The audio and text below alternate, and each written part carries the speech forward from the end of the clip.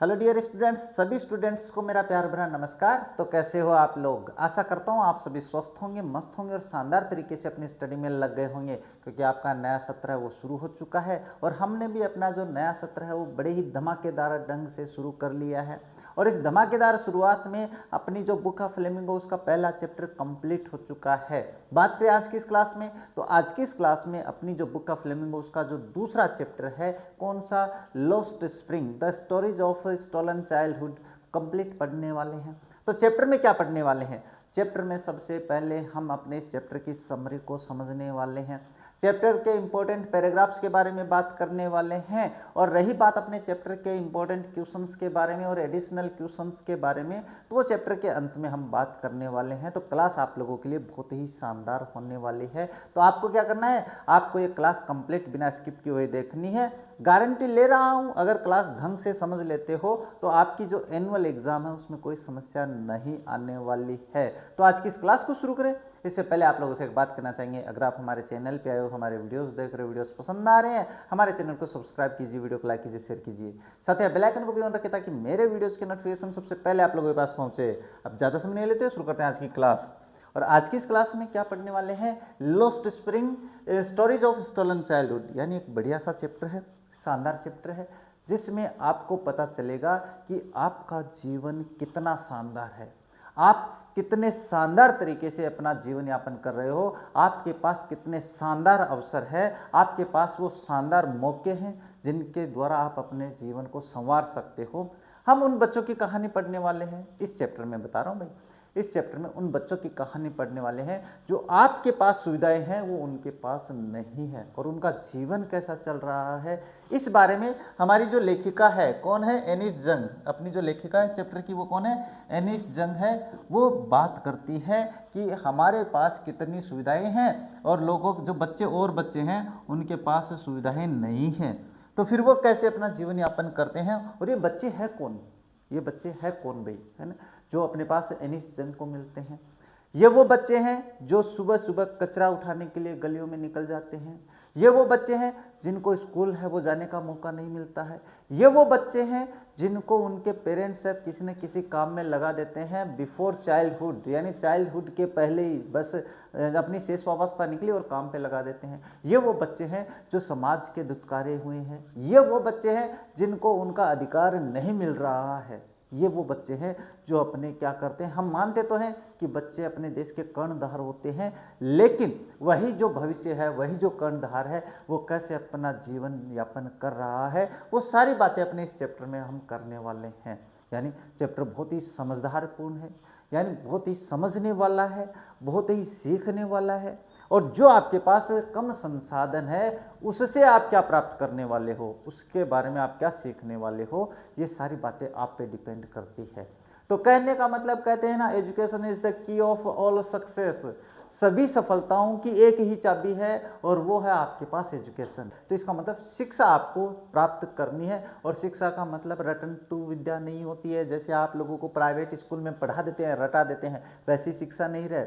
आप लोगों के लिए एक खास बात बता देता हूँ, अगर आप लोग आर्ट्स पढ़ रहे हो और आर्ट्स में आपके पास सब्जेक्ट क्या आ रखे हैं, हिंदी, अरे ये क्या हो गया, हाँ, आपके पास आर्ट्स में सब्जेक्ट आ रखा है, क्या है, एक बार इसको देख लेते हैं क्या हो गया अभी, हाँ, आर्ट्स में आपके पास क्या सब्जेक्ट है, जैसे मान के चलो हिंदी है अपने पास, हिंदी जो लिटरेचर है उसकी बात कर रहा हूँ मैं, पॉलिटिकल साइंस है, ये देखो, इसके अलावा जियोग्राफी है। अगर आपके पास ये सब्जेक्ट और आप प्राइवेट स्कूल में जाके 40 से 50 हज़ार रुपये खर्च कर रहे हो, तो आपसे बड़ा बेवकूफ़ कोई नहीं है भाई, आपसे बड़ा बेवकूफ़ कोई नहीं है, क्योंकि ये जो सब्जेक्ट हैं वो ऐसे सब्जेक्ट हैं जिनको आप बिल्कुल आसानी से पढ़ सकते हो, और गवर्नमेंट स्कूल में इनके लेक्चरर्स जो होते हैं बढ़िया शानदार होते हैं, बढ़िया शानदार तरीके से पढ़ाते हैं। रही बात मेरी, तो मैं तो आप लोगों के लिए बहुत ही शानदार क्लासेज लेके आ रहा हूँ, इंग्लिश की और जियोग्राफी की। इसके अलावा 2 सब्जेक्ट और है, इनकी क्लासेज आपके लिए शुरू होने वाली है। तो मेरी तरफ से तो आप लोगों के लिए बिल्कुल फ्री है। तो फिर ये रुपए क्यों डुबोने भैया आप लोगों को, ये रुपए बचा के रखो, आगे तैयारी में काम आने वाले हैं, है ना। अपनी ये बातें तो चलो बाद में करेंगे ना, ये बातें आप कहोगे सर आपने बीच में ज्ञान शुरू कर दिया, देना जरूरी होता है। चलिए बात करते हैं, ये चैप्टर शुरू करने से पहले बात करते हैं अबाउट द ऑथर, यानी लेखक के बारे में बात कर लेते हैं छोटी सी, कि लेखक कौन है या लेखिका कौन है अपने पास। तो लेखिका की बात करें तो एनिस जंग है। इनका जीवन अगर अपन बात करें 1944 में जन्म हुआ है। was born in Rourkela and spent her childhood and adolescence in Hyderabad. अगर मैं बात करूं एनिस जंग की तो इनका जन्म राउरकेला में हुआ। स्पेंट हर चाइल्डहुड, स्पेंट का मतलब होता है बिताना, क्या होता है भाई, बिताना होता है।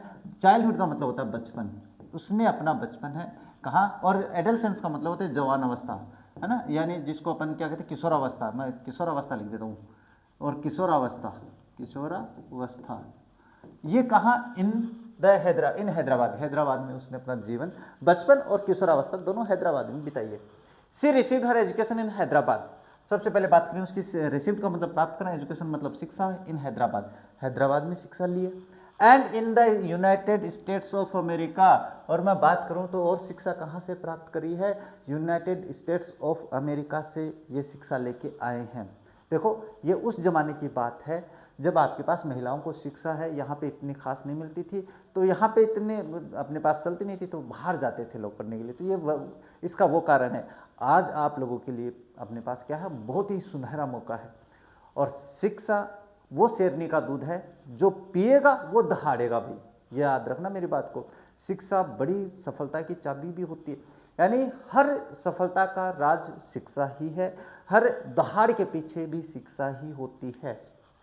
अच्छा, हर पेरेंट्स वर बोथ राइटर्स। सबसे पहले बात करें उसके माता पिता के बारे में, तो माता पिता दोनों अपने पास लेखक थे भाई। Anees Jung began her career as a writer in India. लेखिका के रूप में उसने अपना जीवन काल है, अपना जो करियर है वो भारत में शुरू किया।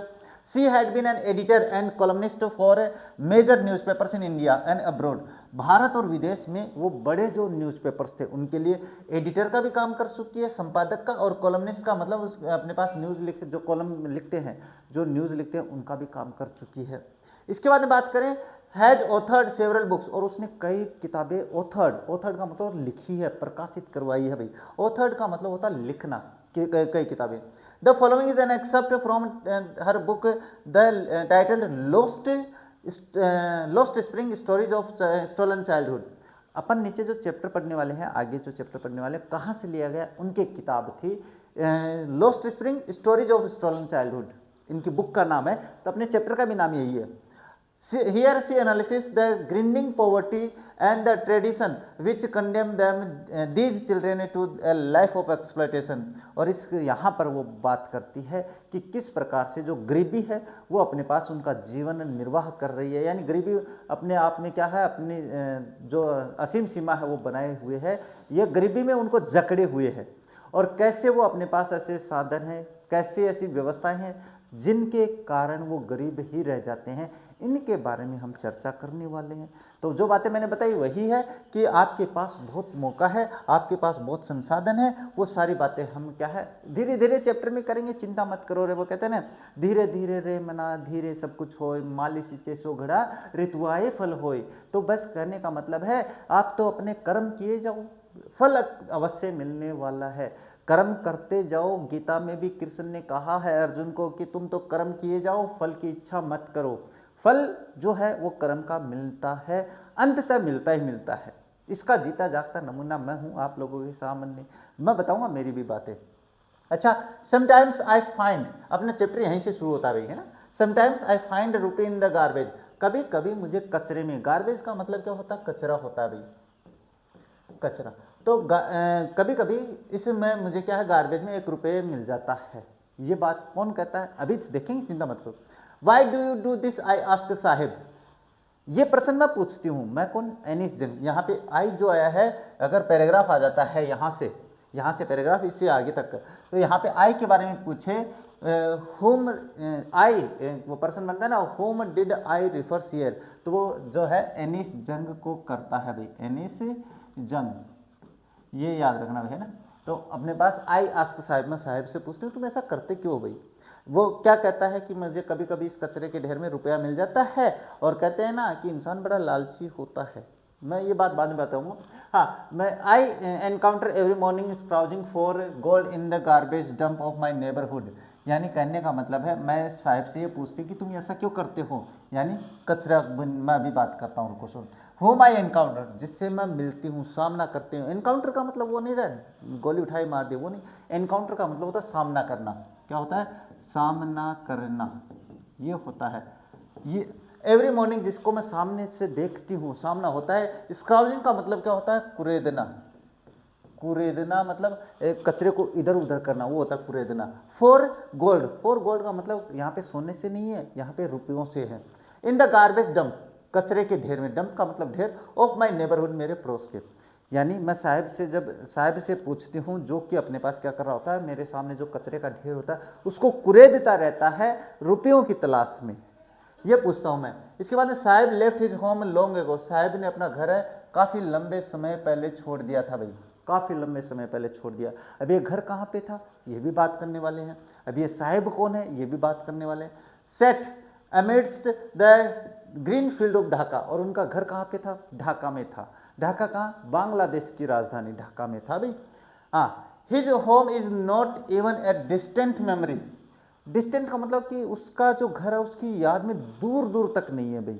डिस्टेंट का मतलब दूरी, जिसको अपन कहते हैं, ये घर की याद ही नहीं आ रही, इतने साल हो गए उसको छोड़े हुए। देयर वर मैनी स्टॉर्म्स, वहाँ पे बहुत तूफान आते थे भाई ढाका में, जहाँ पे इनका घर था। And that swept away there fields, जो कि उनके घरों को बहा ले गया, उड़ा ले गया, उजाड़ दिया। एंड होम्स, उनके घरों को भी उजाड़ दिया है। और ये क्या, हिज मदर टेल्स हिम, और ये बात कौन बताता है, ये बात अपने पास साहिब की मम्मी उसको बताती है। दैट्स वाई द लेफ्ट, और यही कारण था कि उन्होंने अपना शहर है, अपना गांव है वो छोड़ दिया, अपने खेत छोड़ दिए, अपना घर छोड़ दिया। Looking for gold in the big city where he now lives, और कहाँ आ गए, वो बड़े शहरों में आ गए जहाँ पर वो रुपयों की तरह, गोल्ड का मतलब यहाँ पे सोने से नहीं है, गोल्ड का मतलब रुपयों से है, जहाँ पे वो रुपयों की तलाश में अपने पास बड़े शहरों में आ जाते हैं। I have nothing else to do, अब इस प्रश्न का उत्तर, ये जो प्रश्न है ना, इसका उत्तर यहाँ पे आता है। ये देखो मैं बता देता हूँ कहाँ पे आता है ये। Why do you do this, तुम ऐसा क्यों करते हो, तो इसका उत्तर है I have nothing else to do, मेरे पास कुछ और करने के लिए भी तो नहीं है, तो मैं करूँगा क्या। अब देखो बच्चे हैं, बच्चों के पास बचपना कैसे छीना जाता है वो बात भी बताऊंगा। ही मटर्स, वो बुदबुदा कर कहता है, बड़बड़ा कर कहता है। लुकिंग अवे, वहाँ दूर देखते हुए। अरे कोई एक बात बताओ, कोई बच्चा कचरा बीन कुरेद रहा है और आप पूछे क्यों कर रहा है ये, तो फिर वो कुछ भी बोले, कारण कुछ भी दे, लेकिन वो आपकी निगाहों में निगाह डाल के नहीं कहेगा ये बात। हाँ, इसके बाद गो टू स्कूल, तो फिर मैंने कहा स्कूल जाओ तुम लोग। आई से ग्लिबली, ग्लिबली का मतलब होता है हाफ जोकिंग करते हुए, मजाक या किसी में ऐसी बात बोल देना जैसे मैं ध्यान ऐसे मतलब बेपरवाही से बोल देना, ऐसे मैंने कहा स्कूल जाओ भाई तुम। रियलाइजिंग इमीडिएटली, फिर मुझे महसूस हो गया तुरंत ही, इमीडिएटली तुरंत। हाउ होलो, होलो का मतलब होता है खोखला, हाउला का मतलब क्या होता है भाई, खोखला होता है। एडवाइस यानी सलाह, एडवाइस यानी सलाह होता है। मस्ट साउंड, कि मुझे पता था ये कितनी खोखली सलाह जो थी मैंने दी भाई। अरे एक बच्चा जो स्कूल कचरा बीनता है, अरे अपने यहाँ पे जो बावरिया बच्चे होते हैं इनको मैं कहूँ अरे यार तू क्यों कर रहा है यहाँ पे स्कूल आ, तो मुझे पता है वो नहीं आएगा, बड़ी खोखली सलाह होगी फिर मेरी उसके लिए। क्यों, क्योंकि वो आज यहाँ पे कल वहाँ पे, तो वही तो है। There is no such no school in my neighbourhood, उसने उत्तर दिया भाई मेरे विद्यालय में स्कूल ही नहीं है, मेरे पड़ोस में रहे, विद्यालय में नहीं, पड़ोस में स्कूल नहीं है। वेन द बिल्ड वन, और जब वो एक तैयार कर लेंगे, एक स्कूल तैयार कर देंगे, वो कौन, वो यहाँ पे सरकार से लिया गया है, याद रखना, यानी जब सरकार ऐसा कर देगी तो हम जाएंगे। आई विल गो, तो फिर मैं जाऊँगा। If I start A school, फिर लेखिका है थोड़ी सी, क्या कहती है, will you come. I ask half joking, मैंने आधा सा मजाक करते हुए उससे कहा अगर मैं स्कूल बना दूं, अगर मैं स्कूल बना देती हूं तो क्या तुम स्कूल आओगे। Yes he says smile broadly, और उसने भी बड़ी सी मुस्कान देते हुए, इस ब्रॉडली का मतलब वैसे होता है चौड़ी, लेकिन यहाँ पे अपने पास बड़ी मुस्कान देते हुए उसने कहा हाँ पक्का आएंगे, क्यों नहीं आऊँगा भाई, आऊँगा। A few days later, अब कुछ दिन बाद, ये बात हो गई खत्म, कुछ दिनों बाद की बात है। I see him running up to me, वो मेरे पीछे भाग रहा था भाई, मैंने देखा। इज योर स्कूल रेडी, और भागते क्या करा, क्या तुम्हारा विद्यालय तैयार हो गया, क्या विद्यालय हो गया ready. It takes longer to build a school, I say, फिर मैं कहती हूँ अरे स्कूल बनने में समय लगता है। एम्ब्रेस्ड, एम्ब्रेस्ड का मतलब चिंतित होती है वो बेचारी, कि क्यों चिंतित होती है, हाँ चिंता किस बात की करते हो, चिंता चिता का घर होती है, तो चिंता को त्याग दो, मेरे साथ बने रहो, एजुकेशन लेते रहो, शिक्षा प्राप्त करते रहो, फिर देखो आपका जीवन कैसे रंग बिरंगा हो जाता है, कैसे सफलताएं आपके पास आती है कि आप मुझे अपनाओ, मुझे अपनाओ ना। चलिए कोई बात नहीं है गुरुजी, फेंक दो। हैविंग मेड अ प्रॉमिस, हाँ मुझे चिंता हुई भाई, मैं चिंतित हुई, किस बात के लिए, हैविंग मेड, मैंने बना दिया, मैंने बनाने का मतलब कहने से कर दिया। ए प्रोमिस एक वादा दैट वाज नॉट मींट, मैंने एक ऐसा वादा कर दिया जिसका कोई मतलब ही नहीं था। बट प्रोमिसेस लाइक माइन, लेकिन वादे मेरे जैसे वादे, वादे कौन से, स्कूल वाला। अबाउंड, अबाउंड यानी प्रचुर, अबाउंड का मतलब क्या होता है, प्रचुर होता है। इन एवरी कॉर्नर यानी प्रत्येक कोने में, ऑफ हिज ब्लीक, ब्लीक यानी काली दुनिया, वर्ल्ड यानी दुनिया, अपने पास इस अंधियारी दुनिया में, इस खोखली दुनिया में, इस काली दुनिया में मेरे जैसे वादे उसके जीवन में भरे पड़े हैं। अरे हाँ, आपके लिए ऐसा कर देंगे, हम ऐसा करेंगे, हम ऐसा करेंगे, हम ऐसा करेंगे, करेंगे कोई कुछ नहीं। ये होते हैं खोखले वादे। After months of knowing him, अब कई महीनों तक भाई मैं उनसे मिलती रही, बातचीत होती रही, जानने के बाद में I ask him his name, मैंने उसका नाम पूछा भाई, क्या, साहेब आलम। और नाम क्या बताया छोरे ने, छोरे का नाम बताया साहेब आलम। साहेब आलम का मतलब क्या होता है पता है क्या, अभी बताते हैं। ही अनाउंसेज, उसने घोषणा करते हुए, बोलता है भाई, अनाउंसेज का मतलब घोषणा होता है, लेकिन वो बताता है। He does not know what it means, वो नहीं जानता था भाई इसके नाम का मतलब क्या होता है। If in new it's meaning, अगर वो इसका अर्थ जानता, लॉर्ड ऑफ यूनिवर्स, ब्रह्मांड का मालिक होता है, ब्रह्मांड का देवता होता है, he would have a hard time believing in, तो उसे बहुत मतलब कठिन उसको विश्वास दिलाने में समय लगता है कि अरे मेरे नाम का ये मतलब है। अरे एक बात बताओ, लॉर्ड ऑफ यूनिवर्स मतलब ब्रह्मांड का देवता, और कर क्या रहा है, कचरा बीन रहा है। बीनने का मतलब कुरेदना ही। Unaware of what is name, unaware यानी अजागरूक, अजागरूक नहीं जानते हुए, of what his name represents, कि उसका नाम क्या रिप्रेजेंट्स करता है। He roams the streets with his friends, वह अपने दोस्तों के साथ गलियों में फिरता है ना, मैं गलियों का बंजारा। तो ये देखो, ये होता है घूमना, व्यर्थ में जो घूमना होता है उसको रोम बोलते हैं। रोम कौन सा, पेरिस वाला नहीं है ना। हाँ, एन आर्मी ऑफ बेयरफुट, एक आर्मी ऑफ बेयरफुट, बेयरफुट का मतलब होता है नंगे पांव, एक आर्मी। नंगे पांव बहुत बच्चे फिरते हैं, आप देखना है ना, ऐसे बावरिया के जो बच्चे होते हैं, मोस्टली मान के चलो वही बच्चे हैं। Birds who appear like in the morning, like the morning birds, वो सुबह के पक्षियों के जैसे प्रतीत होते हैं। एंड डिसअपियर एट नून, यानी कहने का मतलब सुबह सुबह जैसे पक्षी चहचहाते हुए निकलते हैं, दोपहर में घर गायब हो जाते, फिर गायब हो जाते हैं, तो वैसे ये बच्चे हैं, सुबह सुबह निकलते हैं, दोपहर में गायब हो जाते हैं। ओवर द मंथ्स, कई महीने बीत गए, I have come to recognise each of them, मैं प्रत्येक को पहचानने लगी, फिर एक प्रत्येक चीज बच्चे को पहचानने लगी। Why aren't you wearing chappals, I ask, मैंने एक से पूछती हूँ भाई, चप्पल जानते हो, वियरिंग का मतलब होता है पहनना, क्या होता है, पहनना होता है। मैं उनसे पूछती हूँ तुम चप्पल क्यों नहीं पहनते। My mother did not bring them down from self, he answered simply, उसने साधारण सा उत्तर दिया भाई, है ना, क्या उत्तर दिया, सर मेरी मम्मी है वो सेल्फ, सेल्फ का मतलब यहाँ पे अलमीरा होती है भाई, अलमारी होती है, अलमारी से नीचे ही नहीं उतार के देती है। बहुत ही सीधे से भाव में उत्तर दिया उसने कि मेरी मम्मी चप्पल को ऊपर रखे हुए है और वो उनको उतार के नहीं देती है, तो यही कारण है कि मैं चप्पल नहीं पहनता। अब अपने पास इसकी भी एक बात आती है, मैं समझाऊंगा भी इसके बाद में। हाँ, इवन इफ, यद्यपि फिर भी, even if she didn't she did, he will throw them off adds another who is wearing shoes that do not match.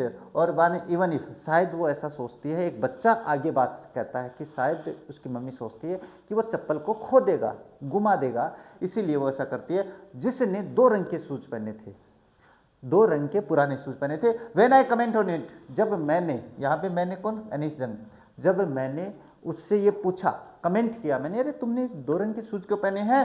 He सफल्स his feet, सफल्स का मतलब आगे पीछे करना, तो वो अपने पैरों को आगे पीछे करता है। एंड सेज नथिंग, और कुछ नहीं कहता है। आई वॉन्ट शूज, मुझे शूज चाहिए भाई। सेज ए थर्ड बॉय, एक तीसरे बच्चे ने कहा। अब कहने का मतलब है, जिन बच्चों के पास चप्पल नहीं है, नंगे पांव रहते हैं, उनके पास 2 रंग के अगर शूज हैं, अरे कहने का मतलब सीधी सी आसान सी भाषा में बताता हूँ, कोई गरीब आदमी है और उसके पास पहनने के लिए, सर्दी से बचने के लिए जैकेट नहीं है, कपड़ा नहीं है, और उसके पास फटा हुआ कोट आ जाता है, तो वो फटा हुआ कोट भी उसके लिए अपने पास वो जो लाखों रुपए के कोट होते हैं ना, उनसे ज़्यादा बेटर होता है। तो वही कहानी यहाँ पे, वही बात यहाँ पे है। तो वो कहता है कि on A pair of all his life, और तीसरा बच्चा कहता है कि वो कहता है मुझे एक जोड़ी शूज चाहिए, जूते चाहिए, जिसके जीवन में उसने कभी खुद के नहीं देखे हैं भाई। ओवन का मतलब खुद के।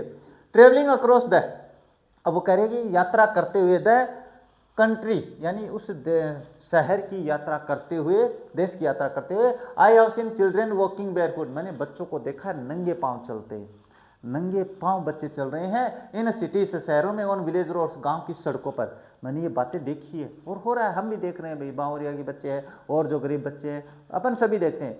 तभी तो मैं कह रहा हूँ आपका जीवन बहुत ही शानदार है, बहुत ही शानदार है, बहुत ही अच्छा मौका है, बहुत ही ऐसा पल है आप लोगों के पास। मैं जानता हूँ, मान के चलो भाई, हम जब सभी सारे बच्चे हैं वो मिडिल क्लास से आते हैं, और मिडिल क्लास के जो सपने हैं वो ऐसे होते हैं कि हम कोई बाइक खरीद नहीं सकते और शाम को अपने को अपन भूखा सोना नहीं पड़ता है, यानी सपने पूरे हो नहीं रहे हैं और भूखे हम मर नहीं रहे हैं, ऐसा जीवन अपना। तो इससे बाहर कैसे निकलोगे? शिक्षा से निकलोगे। It is not lack of money but a tradition to stay barefoot. ये पैसों का अभाव नहीं है, ये एक परंपरा है। ट्रेडिशन का मतलब क्या होता है? परंपरा। हाँ, ये परंपरा ही है भाई, आप देख लेना। परंपरा to stay barefoot is one explanation. एक तो व्याख्या ये है भाई, एक तो व्याख्या ये दे देते हैं, अरे ये लोग हैं, इनको तो आदत है ऐसे रहने की, ये पहनते नहीं, इनको आदत हो गई है, परंपरा है इनकी ऐसे फिरने की। एक तो ये ऑप्शन व्याख्या हो गई। आई वंडर, मुझे आश्चर्य होता भाई, if this is the only excuse to explain away perpetual state of property.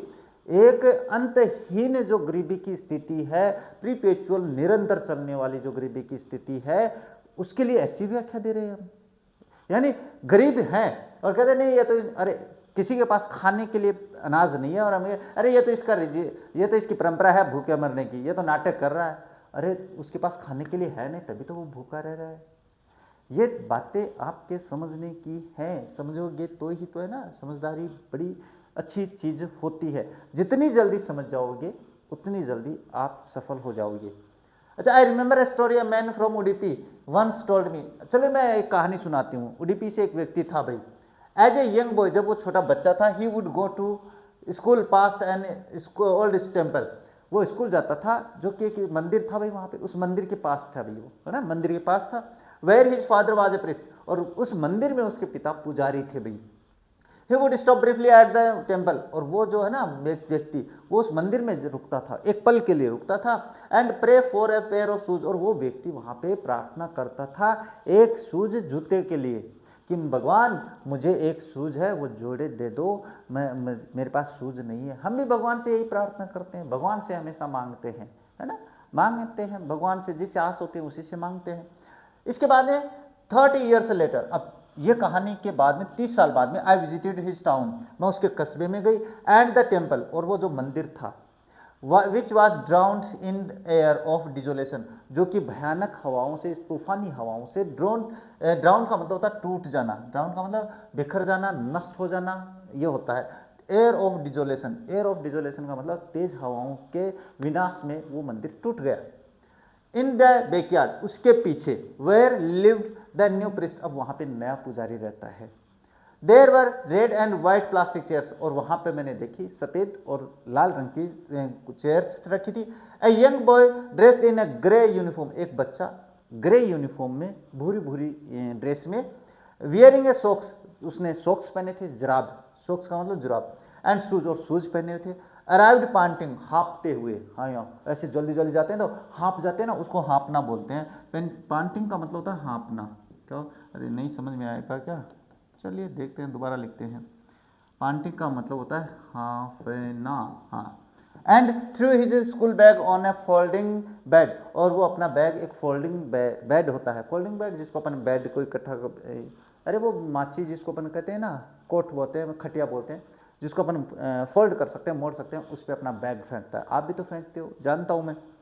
Looking at the boy, उस बच्चे को देख के, I remember the prayer another boy had made to the goddess when he had finally got a pair of shoes.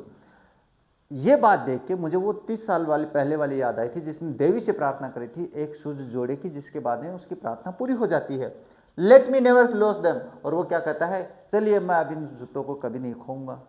अरे कहने का मतलब है कि आप इच्छा कर रहे हो कि मेरे पास एक वीडियो गेम आ जाए, है ना, और बाद में वो इच्छा पूरी हो जाती है तो आप कहते हो कि मैं ये तो अब खाऊंगा नहीं, जिंदगी भर अपने साथ रखूंगा। The goddess had granted his prayer, और गॉडेस ने उसकी प्रार्थना वो स्वीकार कर ली। ग्रांटेड का मतलब स्वीकार कर लेना, पूरी कर देना। Young boys like the son of the priest now roar shoes, अब उस पुजारी के जैसे जो बेटे हैं वो आजकल शूज पहनते हैं। But many others like the रेग पिकर्स, लेकिन जो अन्य बच्चे हैं रैग पिकर्स, कचरा उठाने वाले, रैग पिकर्स नाम याद रखना भाई, इसका मतलब होता है कचरा उठाने वाले, कचरा उठाने वाले, है ना, ये याद रखना, मैं आगे रैग पिकर्स बोलूँगा। इन माई नेबरहुड रिमेन शूलेस, और मेरे पड़ोस के जो रैग पिकर्स बच्चे हैं वो शूलेस रहते हैं, बिना शूज के ही जीवन यापन करते हैं। तो देख लो आपका जीवन कैसा है। माई एक्वेंटेंस, इंपॉर्टेंट पैराग्राफ आपकी एग्जाम की दृष्टि से यहाँ से शुरू होता है। इंपॉर्टेंट पैरा अभी लिख देता हूँ, याद रख लेना, इसके प्रश्न कैसे भी पूछ सकता है, तो भावार्थ आपको समझ लेना है। माई एक्वेंटेंस, मेरी जानकारी, एक्वेंटेंस का मतलब पहचान लिख देता हूँ मैं, जानकारी रहने देते हैं।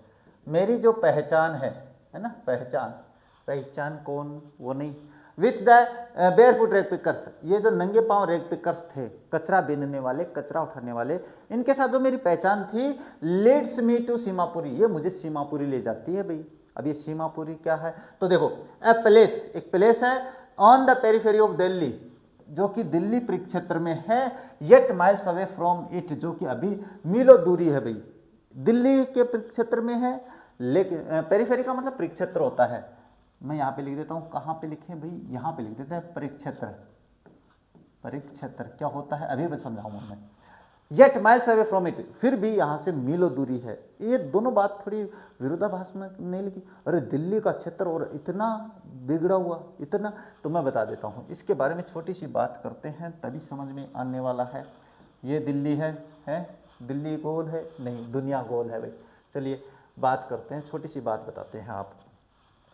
ये मान के चलो ये अपना दिल्ली क्षेत्र है, इसके परिक्षेत्र में यहाँ पे या यहाँ पे, ये भारत का है वैसे मैं बता रहा हूँ, केवल परिक्षेत्र होता है इस तरीके से, यानी दिल्ली के क्षेत्र में आता है ये हिस्सा, और ये इससे अभी मीलों दूरी है। ये तो मीलों दूरी ऐसे नहीं है, मीलों दूरी ऐसे है कि जो दिल्ली का क्षेत्र है जहाँ पर शिक्षा है, दिल्ली में क्या है, शिक्षा भी है, अपने पास रोजगार भी है, लोगों के पास रोजगार भी है, घर भी है, इसके अलावा बात करें तो और सारी सुविधाएं भी हैं, है ना, सुविधाएं भी हैं। तो ये दिल्ली के लोगों के पास तो है, लेकिन अपना ही एक गांव, अपना ही एक शहर, मैं कहूँ अपना झुंझुनू डिस्ट्रिक्ट है, इसके अड़ोस पड़ोस के जो गांव है, झुंझुनू देखो कितना विकसित है, और झुंझुनू के पास वाले गांव में जाओ वहाँ पे कुछ नहीं है। तो यही बताना चाहता है यहाँ पर, है ना, यही बताना चाहता है कहाँ पर, यहाँ पे। ये थोड़ा सा ध्यान में रखना, ये बातें जो है इस थोड़ी सी ध्यान में रखने वाली होती हैं। चलिए कहाँ पे आ गए, पहले आ गई क्या, हाँ, मेटाफरिकली का मतलब होता है अलंकारिक तौर पर, अलंकारिक, तो यही तो मैं समझा रहा था, अलंकारिक तौर पे मीलों दूर है। अलंकार क्या होते हैं, जो अपने साहित्य में यूज करते हैं, जो व्यंग्यात्मक तरीके से, कोई न कोई अपने पास कहते हैं ना, साहित्य में जो अलंकार यूज किए जाते हैं, है ना, वैसे ही है कि भाई अपने पास तुलनात्मक तरीके से कटाक्ष करते हुए जो बातें यूज होती है उनको अलंकारिक बातें कहते हैं। तो ये अपने पास कह रहा है दिल्ली के परिक्षेत्र में, लेकिन फिर भी इससे मीलों दूर है। इसका मतलब ये जो क्षेत्र मैंने बताया ना, घर है, शिक्षा है, सुविधाएं हैं, ये क्षेत्र सीमापुरी में नहीं है, जो सुविधाएं हैं वो दिल्ली में है।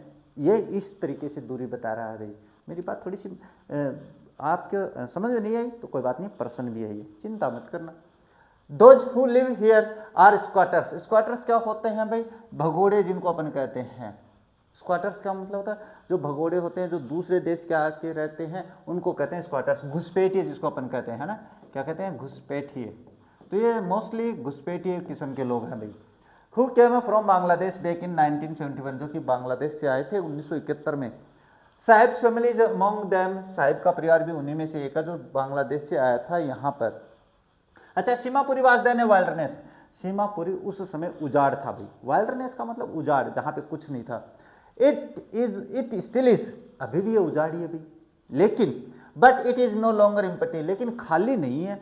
यानी 1971 में जो सीमापुरी था वो खाली पड़ा था, उजाड़ था, यानी अपने पास सुनसान क्षेत्र था। उजाड़ अभी भी है लेकिन खाली नहीं है। मैंने कहा ना अलंकारिक तौर से, अभी बताता हूँ। इन स्ट्रक्चर्स ऑफ मड, लेकिन अब ये कीचड़ का एक ढेर हो गया है। स्ट्रक्चर्स ऑफ मड का मतलब होता है कीचड़ से बनी हुई आकृतियाँ, मतलब झुग्गी झोपड़ियों की बात है। विथ रूफ्स ऑन टिन, जिसके घरों की छत वो टिन से बनी है, जिसको अपन टैन बोलते हैं। एंड टारपुलिन, टारपुलिन तिरपाल जिसको अपन कहते हैं। ये है कंडीशन वहाँ के घरों की सीमापुरी के। डिवॉइड ऑफ सेवेज, वो अपने पास कचरे का जो ढेर है वो उसका निकास नहीं है। डिवॉइड ऑफ सेवेज, कचरा, जो सेवेज का मतलब कचरा होता है, उसका निकास नहीं है, वहीं पे कचरे के ढेर लगे हैं उन्हीं घरों के पास में। ड्रेनेज और रनिंग वाटर, पानी का निकास नहीं है वहाँ पे। ड्रेनेज का मतलब पानी जो नाली तंत्र होता है वो नहीं है वहाँ पे। लिविंग 10,000 रेक पिकर्स, और वहाँ पे 10,000 रेक पिकर्स रहते हैं। प्रश्न बड़ा इंपॉर्टेंट है ये, मैं हर बार बताता हूँ। They have lived here for more than 30 years without an identity, और वो यहाँ पर लगभग 30 सालों से ज़्यादा समय से रह रहे हैं बिना आइडेंटिटी के, बिना पहचान के। अच्छा, विदाउट परमिट, बिना अनुमति के, and but with ration card, लेकिन उनके पास राशन कार्ड उपलब्ध हो जाता है। भाई आजकल सब कुछ उपलब्ध होता है तो राशन कार्ड उनका बन जाता है। That get their names on voter list, जिससे उनका नाम वोटर लिस्ट में हो जाता है भाई। और वोटर लिस्ट में अगर आपका नाम है, इसका मतलब एक आपके पास अधिकार है, आपके पास कुछ नहीं लेकिन अधिकार है। And enable them to buy grain, और राशन कार्ड से क्या होता है, उन्हें अनाज मिल जाता है। तो सरकार की जो सुविधाएं हैं वो राशन कार्ड से मिलती है, तो वो उनका लाभ ले लेते हैं। फूड इज मोर इम्पोर्टेंट है for survival than an identity, क्योंकि भोजन ज़्यादा आवश्यक है। ये बात प्रश्न उठ सकता है इस बार कि भोजन है वो ज़्यादा जरूरी है जीवन यापन करने के लिए आइडेंटिटी के बजाय पहचान पत्र। अरे मैं पहचान का लेके करूँगा क्या, अगर मेरे पास शाम को पेट भरने के लिए खाना नहीं है, अनाज नहीं है, तो मैं क्या करूँगा? यही तो बता रहा है। If at the end of the day we can feed our families, अगर शाम के समय, दिन के अंत होते होते हम अपने परिवार का पेट भर देते हैं, and go to bed without aching stomach, और बिना पेट दर्द के अगर हम बिस्तर पे सो जाते हैं, ये अचीवमेंट होता है हमारे लिए। Which would rather live here than in the field of that give us no grain, says a group of women in the tattered sari. ये मैं एक बार यहाँ तक बता देता हूँ। यानी कहने का मतलब, अगर हम शाम को, दिन के अंत होते होते हम अपने परिवार के सदस्यों को पेट भर के खाना खिला देते हैं बिना पेट दर्द के, यानी सोने चले जाते हैं बिना पेट दर्द के। बिना पेट दर्द का मतलब भूख से। तो फिर अपने पास क्या है, उन खेतों के बजाय जहाँ से हमें कोई अनाज नहीं मिलता है, उससे यहाँ पे अच्छे हैं। और ये बात किसने कही? ये बात कही एक महिलाओं के समूह ने कही, जिनके पास जो साड़ियाँ पहनी हुई थी वो टेटर्ड कंडीशन में थी, फटी हुई साड़ियाँ पहनी हुई थी वो महिलाएं। When I asked them why they left their beautiful land of the green fields and rivers, और ये बात उन्होंने कब कही? जब मैंने उनसे पूछा, अरे तुमने अपने हरे भरे खेतों को, नदियों को क्यों छोड़ा? तब ये बात कहते हैं वो महिलाएं जिन्होंने अपने पास फटी पुरानी साड़ियाँ पहनी थी। तो कंडीशन का आप लोग सोच रहे होंगे हम कितनी अच्छी कंडीशन में हैं, हम बहुत ही शानदार कंडीशन में हैं। Whenever they find food, जब उनको कोई भोजन मिलता है, they pitch their tents that becomes transit home, और जब जहाँ कहीं उनको भोजन मिलता है वहीं पे वो अपना तंबू लगाते हैं, जो उनका क्षणिक घर बन जाता है। ट्रांजिट का मतलब होता है क्षणिक। क्षणिक क्या होता है सर? क्षणिक का मतलब होता है कम समय के लिए, क्षणिक, कुछ क्षण के लिए। Children grow up in them, बच्चे उनमें बड़े होते हैं। बिकम पार्टनर्स, उनके साथी बनते हैं। इन सर्वाइवल, जीवन यापन। सर्वाइवल का मतलब जीवन यापन होता है भाई, है ना, जीवन यापन। And survival in Seemapuri means rag picking, और सर्वाइवल का मतलब जो सीमापुरी में कचरा उठाना होता है थ्रू द ईयर्स, और वर्षों से। भाई वर्ष हो गए, 30 साल से ज्यादा हो गए तो वर्षों बीत गए उनको। It has acquired the proportion of fine arts, और ये एक आनुपातिक रूप से, प्रोपोर्शन का मतलब होता है आनुपातिक रूप से एक कला बन गई है कचरा बीनना। 30 साल से ज़्यादा से वो रह रहे हैं, कचरा उठा रहे हैं, तो उनकी क्या हो गई है, कला बन गई है। अब वो अच्छे तरीके से कचरा बीन सकते हैं, यानी कचरा बीनना कोई बुरी बात नहीं है। लेकिन अपने काम के लिए अगर आप शिक्षित हो सको, पहले शिक्षा प्राप्त कर सको, तो वो बेटर है इस रैग पिकिंग से। Garbage to them is gold, ये प्रश्न आएगा भाई, ये प्रश्न है आप लोगों के पास, शायद मैंने करवा रखा है, चिंता मत करना। Garbage to them is gold, कचरा उनके लिए अपने पास सोना है। It is their daily bread, ये उनके रोज के खाना है। A roof over their heads, उनके घर के ऊपर की छत है। Even if it is a leaking roof, चाहे वो अपने पास क्या है, छत पानी से टपकती हो, लेकिन छत अभी उनके ऊपर। But for a child it is even more, लेकिन बच्चे के लिए कुछ और ही है ये कचरा। यानी कचरा बीनना उनके जीवन की कला बन चुका है, और कचरा उनके लिए अपने पास खाना है, कचरा उनके लिए सोना है, कचरा उनके लिए घर की छत है, वो छत चाहे टपकती रहे पानी में। अच्छा, ये अपने पास आई समटाइम्स फाइंड रुपी, ये लाइन अपने पास वो जो शुरू में आई थी ना वही है। Even a 10 rupee note, Sahib कहता है कि कभी कभी मुझे 1 रुपया मिल जाता है और कभी कभी किस्मत अच्छी हुई तो मुझे 10 रुपये का नोट भी मिल जाता है। और इंसान बड़ा लालची होता है, जहाँ पे उसको अगर मान के चलो कचरे का ढेर पड़ा और मुझे इतनी बड़ी अंगूठी मिल जाती है सोने की, किसी भी व्यक्ति को, मुझे नहीं, तो वो उस कचरे को भी पूरे को छान देता है। चलिए मैं एक छोटी सी बात बताता हूँ इस पर। अपने वो बिटकॉइन, आपके पास जानते हो बिटकॉइन, बहुत नाम सुना है बिटकॉइन। अब एक व्यक्ति था जिसने 2008 में या 2007 की बात है भाई, 2008 या 7 की बात है, 7 या 8 की बात है भाई, उसने बिटकॉइन खरीदे थे $8,000 के। कितने के भाई? $8,000 के उसने क्या है अपने पास बिटकॉइन खरीदे थे। अब उसने ये जो अकाउंट बना के अपना पेन ड्राइव रख दिया भाई, पेन ड्राइव में उसने क्या कर दिया, ये सेव कर लिया। अब जैसे जैसे बिटकॉइन पे उस समय उसकी वैल्यू नहीं थी भाई, इतनी उतनी कोई वैल्यू नहीं थी उसकी। अब धीरे धीरे धीरे धीरे बिटकॉइन, मतलब एक शेयर मार्केट का ही तरीका है, डॉलर के जैसा ही है। अब धीरे धीरे बिटकॉइन की भाई वैल्यू इतनी हो गई कि ये जो $8,000 में जो अपने पास बिटकॉइन खरीदे थे वो 17,000 करोड़ रुपए में बदल गए। कितने में? 17,000 करोड़ रुपयों की बात कर रहा हूँ मैं, बदल गए। तो फिर हुआ ऐसा उसके पास कि वो जो पेन ड्राइव थी उसने घर की सफाई करवाई भाई। अब घर की सफाई करते करते क्या होता है कि वो पेन ड्राइव भी अपने पास कचरे में चला जाता है, और कचरा उसके शहर के बाहर है, वो वहाँ पे फेंक के आ जाया करता था। और वो कचरे का ढेर कितना था, लंबा चौड़ा भाई, कचरे का ढेर लगा होता, पहाड़ था। उसने उस कचरे को छानना शुरू कर दिया भाई, उस व्यक्ति ने ये आप सर्च कर लेना गूगल पे, मैं झूठ नहीं बोलता भाई, ये बातें मैं देखता हूँ तब बताता हूँ। उसने अपने पास शायद 3 से 4 साल, या मेरे ध्यान में नहीं है, 3-4 साल लगा दिए उस कचरे को बीनने में। तो करोड़ों रुपए उसने उस पेन ड्राइव को ढूंढने में खर्च कर दिया, और अंत में आके उसने उसको तलाश करना बंद कर दिया भाई। उसने उसको क्या कर दिया, तलाश करना बंद कर दिया। तो अपने पास कहता हूँ ना, इंसान जो होता है वो बड़ा लालची होता है। तो सोचो 3 साल तक कचरा उस व्यक्ति ने उठा लिया जिसके पास पैसे थे, है ना। तो अपने छोड़ो, इंसान बड़ा लालची होता है। चलिए हिज आइज लाइटिंग अप, और उसकी आंखें चमक उठती है भाई जब वो ये बात कहता है। When you can find A silver coin in the heap of A garbage, जब आपके पास कचरे के ढेर में आपको चांदी का सिक्का मिल जाता है, वही मैं बता रहा हूँ भाई। यू डोंट स्टॉप स्क्राउजिंग, तो फिर आप उसको कुरेदना नहीं छोड़ते हो, आप उसकी तलाश में आपके पास और आ जाती है। For there is hope of finding more, क्योंकि वहाँ पे वो एक आशा मन में आ जाती है, मन में लालसा आ जाती है, यार और भी मिल जाएगा, तो आप उसको कुरेदने में ही लगे रहते हो। It seems that for children, ऐसा बच्चों के लिए लगता है, garbage has a meaning different from what it means to their parents. हाँ, ऐसा लगता है कि बच्चों के लिए इसका मतलब और है और उनके माता पिता के लिए कुछ और है। For the children it is wrapped in the wonder, बच्चों के लिए तो ये लपेटा हुआ है भाई। रेप्ड का मतलब होता है लपेटा हुआ, सिमटा हुआ, एक आश्चर्य है। For their elders it is A means of survival, और उनके माता पिता के लिए क्या है, एक जीने की, जीवन यापन करने का एक साधन है माता पिता के लिए कचरा। वन विंटर मॉर्निंग, एक सुबह की बात है, I see Saheb standing by the fenced gate, एक फेंस्ड गेट का मतलब बाड़ का जो गेट था वहाँ पे खड़ा था। फेंस्ड मतलब बाड़ होती है। Gate of the neighbourhood club, एक नेबरहुड में पड़ोस में कई क्लब था, उसके बाड़ का गेट लगा हुआ था, वहाँ पे खड़ा था। Watching 2 young man dressed in white, उस वो 2 लोगों को देख रहा था भाई जो कि सफ़ेद यूनिफॉर्म ड्रेस पहने हुए थे, प्लेइंग टेनिस, और वो टेनिस खेल रहे थे सफ़ेद ड्रेस पहन के।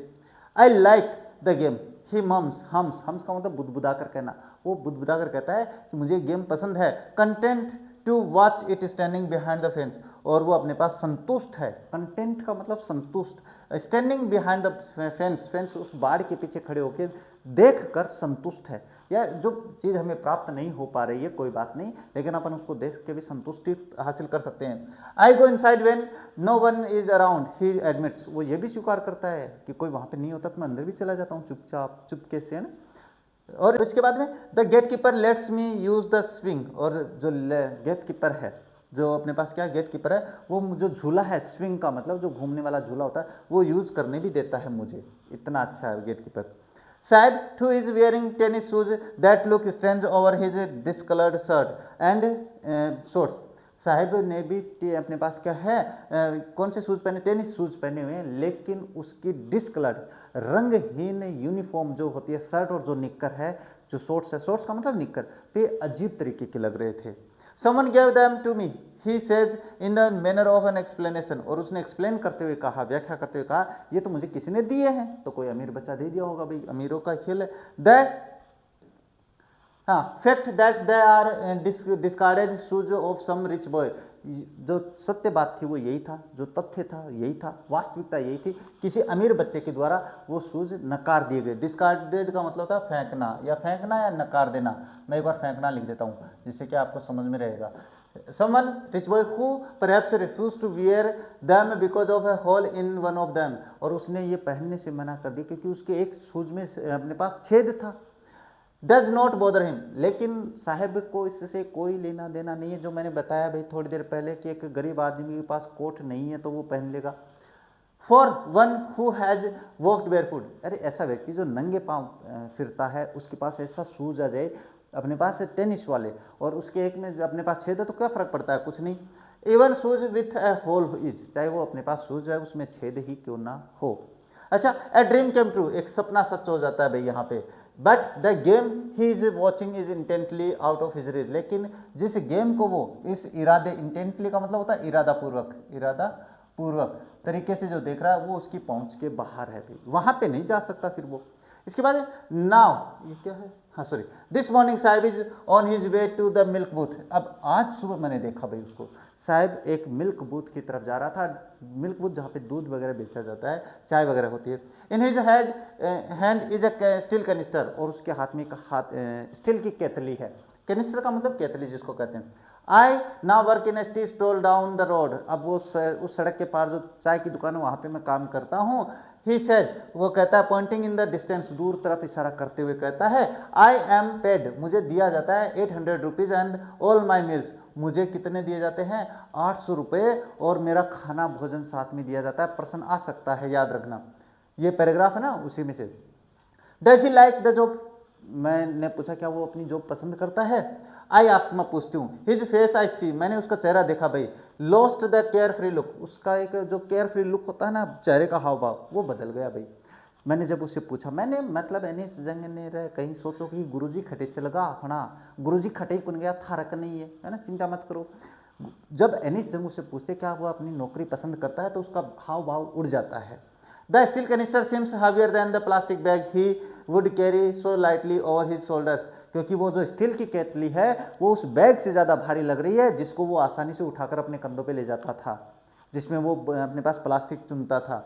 द बैग वॉज हिज, क्योंकि वो बैग जो था वो उसका था, वो मालिक था अपने पास उस बैग का। The canister belongs to the man who owns the tea shop, और वो कैनिस्टर, वो केतली उस दुकानदार की है जिसकी वो चाय की दुकान है। Saheb is no longer his own master, Saheb अब अपना खुद का मालिक नहीं रहा है। I want to drive a car, अब एक कहानी और शुरू होती है, यहाँ पे साहिब की कहानी का अंत हो जाता है भाई। इसके बाद दूसरी कहानी शुरू होती है। I want to drive a car, मैं एक कार चलाना चाहता हूँ। Mukesh insist on being his own master, Mukesh जो है, ये प्रश्न आएगा भाई ध्यान से समझ लेना, मुकेश है वो इस बात पे जोर देता है कि मैं तो एक कार मैकेनिक बनना चाहता हूँ। I will be a motor mechanic he announces, और उसने कहा मैं एक मोटर मैकेनिक बनूंगा, ये उसने घोषणा करता है भाई। Do you know anything about cars, I ask, फिर मैंने पूछा क्या तुम कारों के बारे में कुछ जानते तो हो। यह दूसरी कहानी शुरू हो गई है, साहिब का चैप्टर यहीं पे खत्म, अब साहिब की बात नहीं आएगी। अच्छा नेक्स्ट बात करें, हाँ, I will learn to drive a car he answer, उसने कहा मैं कार चलाना सीख लूंगा। ये कौन कह रहा है, साहिब नहीं कह रहा है, मुकेश कह रहा है। Looking straight into my eyes, और उसने जब कोई आपकी आंखों में आंखें डाल के बात करे, मान के चलो उसकी आंखें सच्ची है, उसकी आंखों में जो सपना है वो पूरा होने वाला है, अभी दिमाग में बैठा लेना भाई, तो कभी भी कोई भी बात बोलो आंख में आंख डाल के बात करनी। इसके बाद his dream looms like a mirage amid the dust of the street that fill his town Firozabad, यानी कहने का मतलब उसका जो सपना है वो उस मिरेकल की तरह है, उस चमत्कार की तरह है जो कि धूल भरे अपने पास गलियों में है। कहाँ, फिरोजाबाद में। फिरोजाबाद की जो धूल भरी गलियां हैं वो उसके बाद धूल के कण के बराबर है, हो भी सकता है नहीं भी हो सकता है। फेमस फॉर इट्स बेंगल्स, और फिरोजाबाद की बात करें तो ये तो अपनी चूड़ियों के लिए फेमस है भाई, चूड़ियाँ जो हाथ में पहनती हैं महिलाएं उनके लिए है। अच्छा इसके बाद में बात करें, every other family in Firozabad is engaged in the making bangles, अगर मैं फिरोजाबाद की बात करूं तो फिरोजाबाद का हर दूसरा परिवार है वो चूड़ियाँ बनाने में लगा हुआ है, बेंगल्स बनाने में लगा हुआ है। अच्छा, it is the centre of the India's glass blowing industry where families have spent generations working around the furnaces. और ये अपने पास भारत का मध्य क्षेत्र है, ग्लास ब्लोइंग यानी कांच पिघालने वाली फैक्ट्रियों का, फर्नेसेस यानी भट्टियां, फर्नेस का यह भट्टियां होती है भाई, भट्टी जानते हो ना, आग की भट्टी जिसको कहते हैं, ये है। वेल्डिंग ग्लासेस, जहाँ पे वो अपने पास क्या है, जहाँ पे जो लोग हैं उन्होंने, जो लोग हैं वहाँ के, उन्होंने अपनी पीढ़ियाँ बिताई हैं भाई, पीढ़ियाँ बीत गई हैं उनकी, जनरेशन का मतलब क्या होता है, पीढ़ियाँ होता है, तो पीढ़ियाँ बीत गई वहाँ पे। वर्किंग अराउंड फर्नेसेस, भट्टियों के पास काम करते करते, वेल्डिंग ग्लास, कांच को जोड़ते हुए, मेकिंग बैंगल्स, चूड़ियाँ बनाते हुए, for all the women in the land it seems, और ऐसा लगता है for Bengal for all the women in the land it seems, ऐसा लगता है सभी महिलाओं के लिए, इस दुनिया की जितनी भी महिलाएं हैं उनके लिए चूड़ियाँ बनाने का काम इसी फिरोजाबाद में होता है। इतना बड़ा क्षेत्र है चूड़ियाँ बनाने वाला फिरोजाबाद। अच्छा, Mukesh family is among them, Mukesh का परिवार भी उनमें से एक है भाई, चूड़ियाँ जो बना रहा है उनमें से।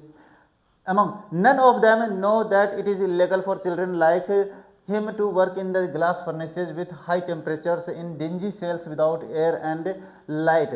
अब वहाँ पे जो लोग हैं, वहाँ पे कोई लोग नहीं जानता कि मुकेश जैसे बच्चे का ऐसी अपने पास हाई टेम्परेचर भट्टियों के पास काम करना अवैधानिक है, इलीगल है। इलीगल का मतलब क्या होता है, इलीगल का मतलब अवैधानिक, जो कानून के खिलाफ हो उसको अवैधानिक कहते हैं भाई, क्या कहते हैं, अवैधानिक कहते हैं। Children like him to work in the glass furnaces, उस कांच की भट्टियों के पास काम करना, विथ हाई टेम्परेचर, उच्च तापमान में, इन डिंजी सेल्स, डिंजी का मतलब होता है अंधकार युक्त, क्या होता है, अंधकार युक्त होता है, जो अंधेरे से युक्त होता है।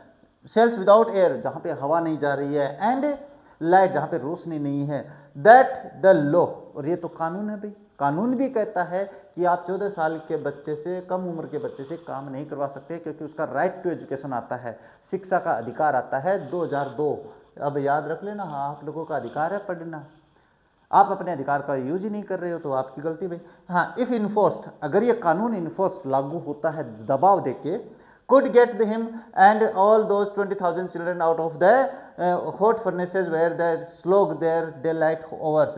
और अगर कानून लागू होता है, कानून की पालना होती है, तो उसको मतलब मुकेश को और उसके जैसे 20,000 बच्चों को, ये याद रखना, वहाँ पे 10,000 था, यहाँ पे 20,000 बच्चों को उस डिंजी सेल से, उन भट्टियों के पास से निकाला जा सकता है, जो कि अपने पास डे लाइट ओवर से वहीं पे बिता देते हैं, दिन के समय काम करते करते।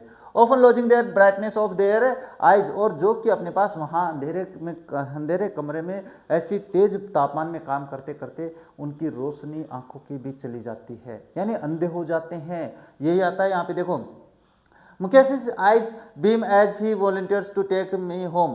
मुकेश की आंखें जो थी ना वो चमक उठी कि वो खुद ही अपने पास क्या करना चाहता था, मुझे अपने घर ले जाना चाहता था। यानी मुकेश की आंखें चमक उठी कि भाई अरे कोई अपने पास ऐसे बड़ा व्यक्ति आए तो उसको घर लाने में आंखें चमकती है, मेरे घर चलेंगे सर। तो ये होगा which he probably says is being rebuilt, और जिसके लिए वो कहता है कि ये जो घर है मैंने इसका पुनर्निर्माण करवाया है, खुद बनवाया है। We walk down stinking lane stock with garbage, जब मैं उसके साथ जा रही थी तो हम एक घर गली से निकले भाई। वॉक डाउन स्टिंकिंग का मतलब होता जिसमें बदबू आती है, लेन्स का मतलब होता गलियां, है ना, तो हम स्टिंकिंग लेन्स से निकले, जो बदबूदार गलियां थी वहां से गुजरे, चोक्ड जो रुंधी हुई थी, चोक्ड का मतलब ब्लॉकेज हुई थी, विथ गार्बेज कचरे से, यानी हम उस गली से गुजरे जहाँ पे कचरा ही कचरा पड़ा था और बदबू आ रही थी। पास्ट होम्स, घरों के पास से गुजरे भाई। That remain hovers with crumbling walls, जो कि लड़खड़ाते दरवाजों के दीवारों के साथ खड़े थे वहाँ पे। मुंबई की धारावाही क्षेत्र जो है वो अपने पास एशिया की सबसे बड़ी कच्ची बस्ती है, वहाँ पे जाके देखोगे दृश्य, बहुत बुरी हालत है वहाँ पे। हाँ, वोबली डोर्स, डगमगाते, वोबली का मतलब डगमगातना, डोर का मतलब दरवाजे, हिलते दरवाजे, यानी अब गिर जाएं अब गिर जाएं। नो विंडो, कोई खिड़कियां नहीं। क्राउडेड विथ फैमिलीज, भीड़ है परिवारों की। Of human and the animals को एग्जिस्टिंग, को एग्जिस्टिंग का मतलब होता है एक साथ रहना, वहीं पे अपने पास जानवर रह रहे हैं, वहीं पे इंसान रह रहे हैं। इन प्राइमल स्टेट, प्राइमल का स्टेट का मतलब क्या होता है भाई, प्राइमल का स्टेट का मतलब होता है प्राचीन अवस्था में, जैसे प्राचीन लोग रहते थे ना अपने बिल्कुल ऐसे ही कच्ची बस्ती बना के रहना, वैसे। He stops at the door of one such, और एक ऐसे ही दरवाजे के पास क्या है वो रुकता है भाई, सच डोर। हाउस, हाँ एक ऐसे घर के आगे वो रुकता है। बैंक्स वोबली आयरन डोर, और वो जो अपने पास डगमगाता जो दरवाजा था उस पर नॉक करता है। विथ हिज फुट, अपने पैरों से, एंड पुशेज इट ओपन, और उसको धक्का देता है खोलने के लिए। We enter a half built shack, हम एक आधे बने झोपड़े में, सेक का मतलब झोपड़ा होता है, यानी जिसको झोपड़ी कहते हैं ना, ऐसे आधी बनी हुई झोपड़ी सी थी। In one part of it, इसके एक हिस्से में, थेस्ट विथ डेड ग्रास, वहाँ थेस्ट का मतलब होता है ढेर, है ना, वहाँ पे एक सूखी घास का ढेर लगा था।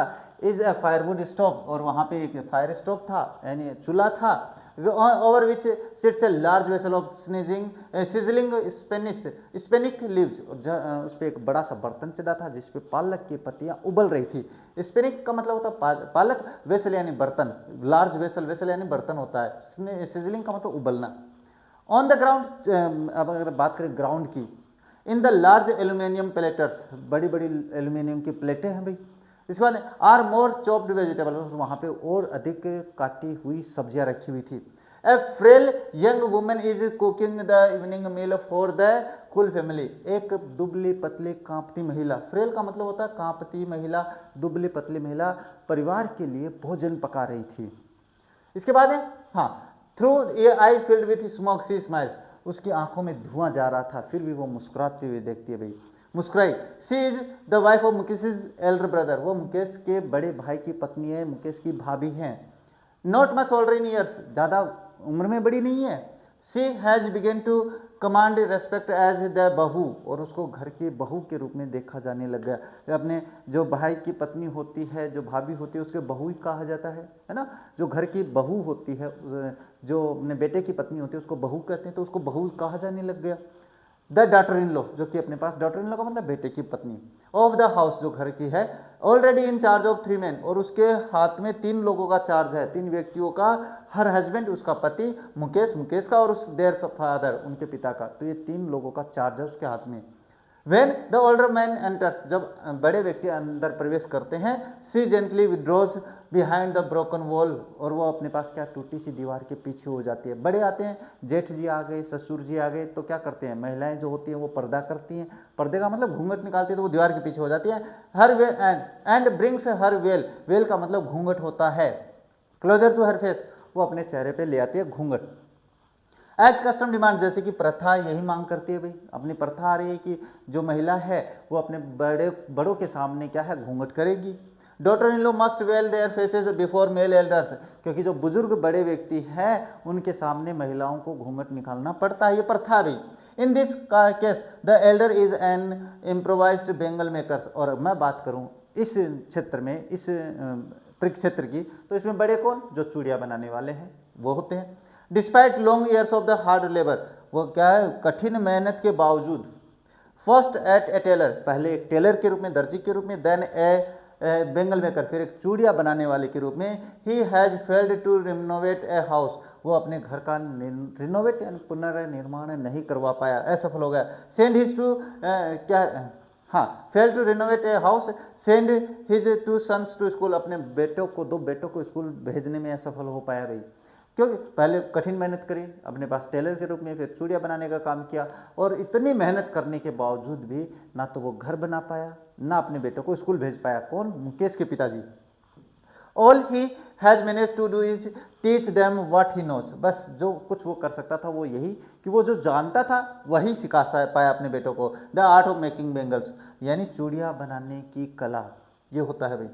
अच्छा, नेक्स्ट क्या है, इट इज हिज कर्म his destiny says Mukesh is grand mother. अब मुकेश की दादी क्या कहती है भाई, ये उसका कर्म है, इट इज हिज कर्म, हिज डेस्टिनी उसका भाग्य है। Says Mukesh is grand mother, Mukesh की दादी कहती है, who has washed her own husband go behind with the dust for polishing the glass of Bengal, जिसने अपने खुद के पति को ब्लाइंड होते हुए देखा है ऐसे ही चूड़ियों की पॉलिश करते हुए भी, यानी वो दादी कहती है, तो उसका भाग्य क्या करे। और ये भाग्य के चक्कर में है ना, आप अपना जीवन खराब कर लेते हो, बोले इसके भाग्य में ऐसा ही था, ऐसे कैसे था भाई भाग्य में, भाग्य बदलो आप, आपके हाथ में है भाग्य बदलना। आप पैदा गरीब हो सकते हो, आप गरीब पैदा हो सकते हो, इसमें आपकी गलती नहीं है, लेकिन आप गरीब ही मर जाओ ये आपकी सबसे बड़ी गलती होती है। तो बस सीधी सी बात है, भाग्य बदलो भाई। इसके बाद can a god given A line is ever be broken, क्या भगवान के द्वारा दिए गई जो पंक्ति है उसको तोड़ सकते हैं? नहीं तोड़ सकते हैं, लेकिन बदल सकते हैं। बदलने की इंसान में क्षमता हो तो इंसान ऐसा जीव है, ऐसा प्राणी है जो, अरे इंसानों द्वारा बनाया गया वॉयेजर जो फर्स्ट है, वॉयेजर फर्स्ट क्या है, एक 1970 या मेरे ध्यान में नहीं है डेट भाई, 1970 या 71 के आसपास की बात है, जब अमेरिका ने अपना वॉयेजर चंद जो यान होते हैं, जो रॉकेट वगैरह होते हैं, वो भेजा है। वो पता है कहाँ पहुँच गया? वो 1 अरब मील दूर पहुँच गया अपनी पृथ्वी से। तो और वहाँ पे क्या क्या लेके गया है वो? अपने पास लता मंगेशकर के गाने भी उसमें सीडी में है। उनकी मान्यता थी अगर कोई अपने पास एलियन वगैरह होंगे तो इसको मिलेंगे तो अपने पास आ जाएंगे, ये था वहाँ पे संकेत। वो आज भी जा रहा है, आगे बढ़ता जा रहा है। तो मान के चलो कितने हैं और कितनी दूर पहुँचा है। आपको जियोग्राफी में समझाऊंगा ये मैटर, है ना, यहाँ पे नहीं। सी इम्प्लाइज, वो जोर के कहते हैं, born in the caste of the bangle makers, कहते हैं कि अगर चूड़ियाँ बनाने वाले के घर में पैदा हुए हैं, they have seen nothing but bangles, तो फिर उनको सीधी सी बात है वो चूड़ियाँ बनाना ही सीखेंगे। उनके सामने और है क्या? चूड़ियाँ ही देखेंगे। इन द हाउस, घर में, इन द यार्ड, आंगन में, इन एवरी अदर हाउस, प्रत्येक दूसरे घर में, एवरी अदर यार्ड, दूसरे प्रत्येक आंगन में, every street in Firozabad, Firozabad की प्रत्येक गली में यही काम होता है। तो यही देखेंगे, और जब आदमी यही देखेगा तो सीधी सी बात है वो वैसा ही काम करेगा। ये कहती है उसकी दादी बता रही है। स्पाइरल्स ऑफ द बेंगल, यानी चूड़ियाँ जो है उनके जो स्पाइरल्स यानी जो चक्कर हैं। सनी गोल्ड, अगर मैं बात करूँ तो कौन कौन से है? सनी गोल्ड है, पेडिग्रीन है, रॉयल ब्लू है, पिंक है, पर्पल है, every colour born out of the 7 colours of the rainbow, यानी इंद्रधनुष के 7 रंगों के जो हैं उन रंगों के प्रकार की आपके पास चूड़ियाँ वहाँ पे मिलती है, यानी प्रत्येक रंग की। Lie in mounds in the unkempt yard, और जो आंगन है उसमें बिल्कुल ढेर लगा है बिना रख रखाव के। अनकेम्प्ट का मतलब बिखरे, अनकेम्प्ट का मतलब बिखरी, माउंट्स का मतलब होता है ढेर। क्या होता है? ढेर होता है। Are piled on the 4 wheels hand carts, और फिर उनको क्या किया जाता है, एक जो हाथ से धक्का देने वाली गाड़ी होती है जिसको अपन रेडी बोलते हैं, उस पर रखते हैं, ढेर लगाते हैं और बेचने के लिए निकल जाते हैं। Pushed by the young man along the narrow lanes of the shanty town, और वो जो गंदा, सेंटी का मतलब गंदा, और उस गंदे कस्बे में जो जवान व्यक्ति होते हैं, जो लड़के होते हैं, उनके द्वारा धक्का देकर ले जाया जाता है बेचने के लिए।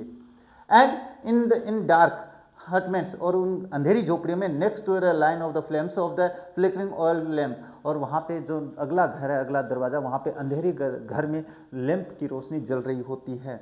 Seat boys and girls with their fathers and mothers, और उन घरों में अपने पास वो जो बच्चे हैं अपने माता पिता के साथ बैठते हैं। Welding pieces of the coloured glass, और वो रंगीन चूड़ियों के जो कांच के टुकड़े उनको जोड़ते हैं। सर्किल्स ऑफ बेंगल, जो अपने पास से सर्किल्स ऑफ बेंगल का मतलब चूड़ियों के जो सर्किल होते हैं उनके।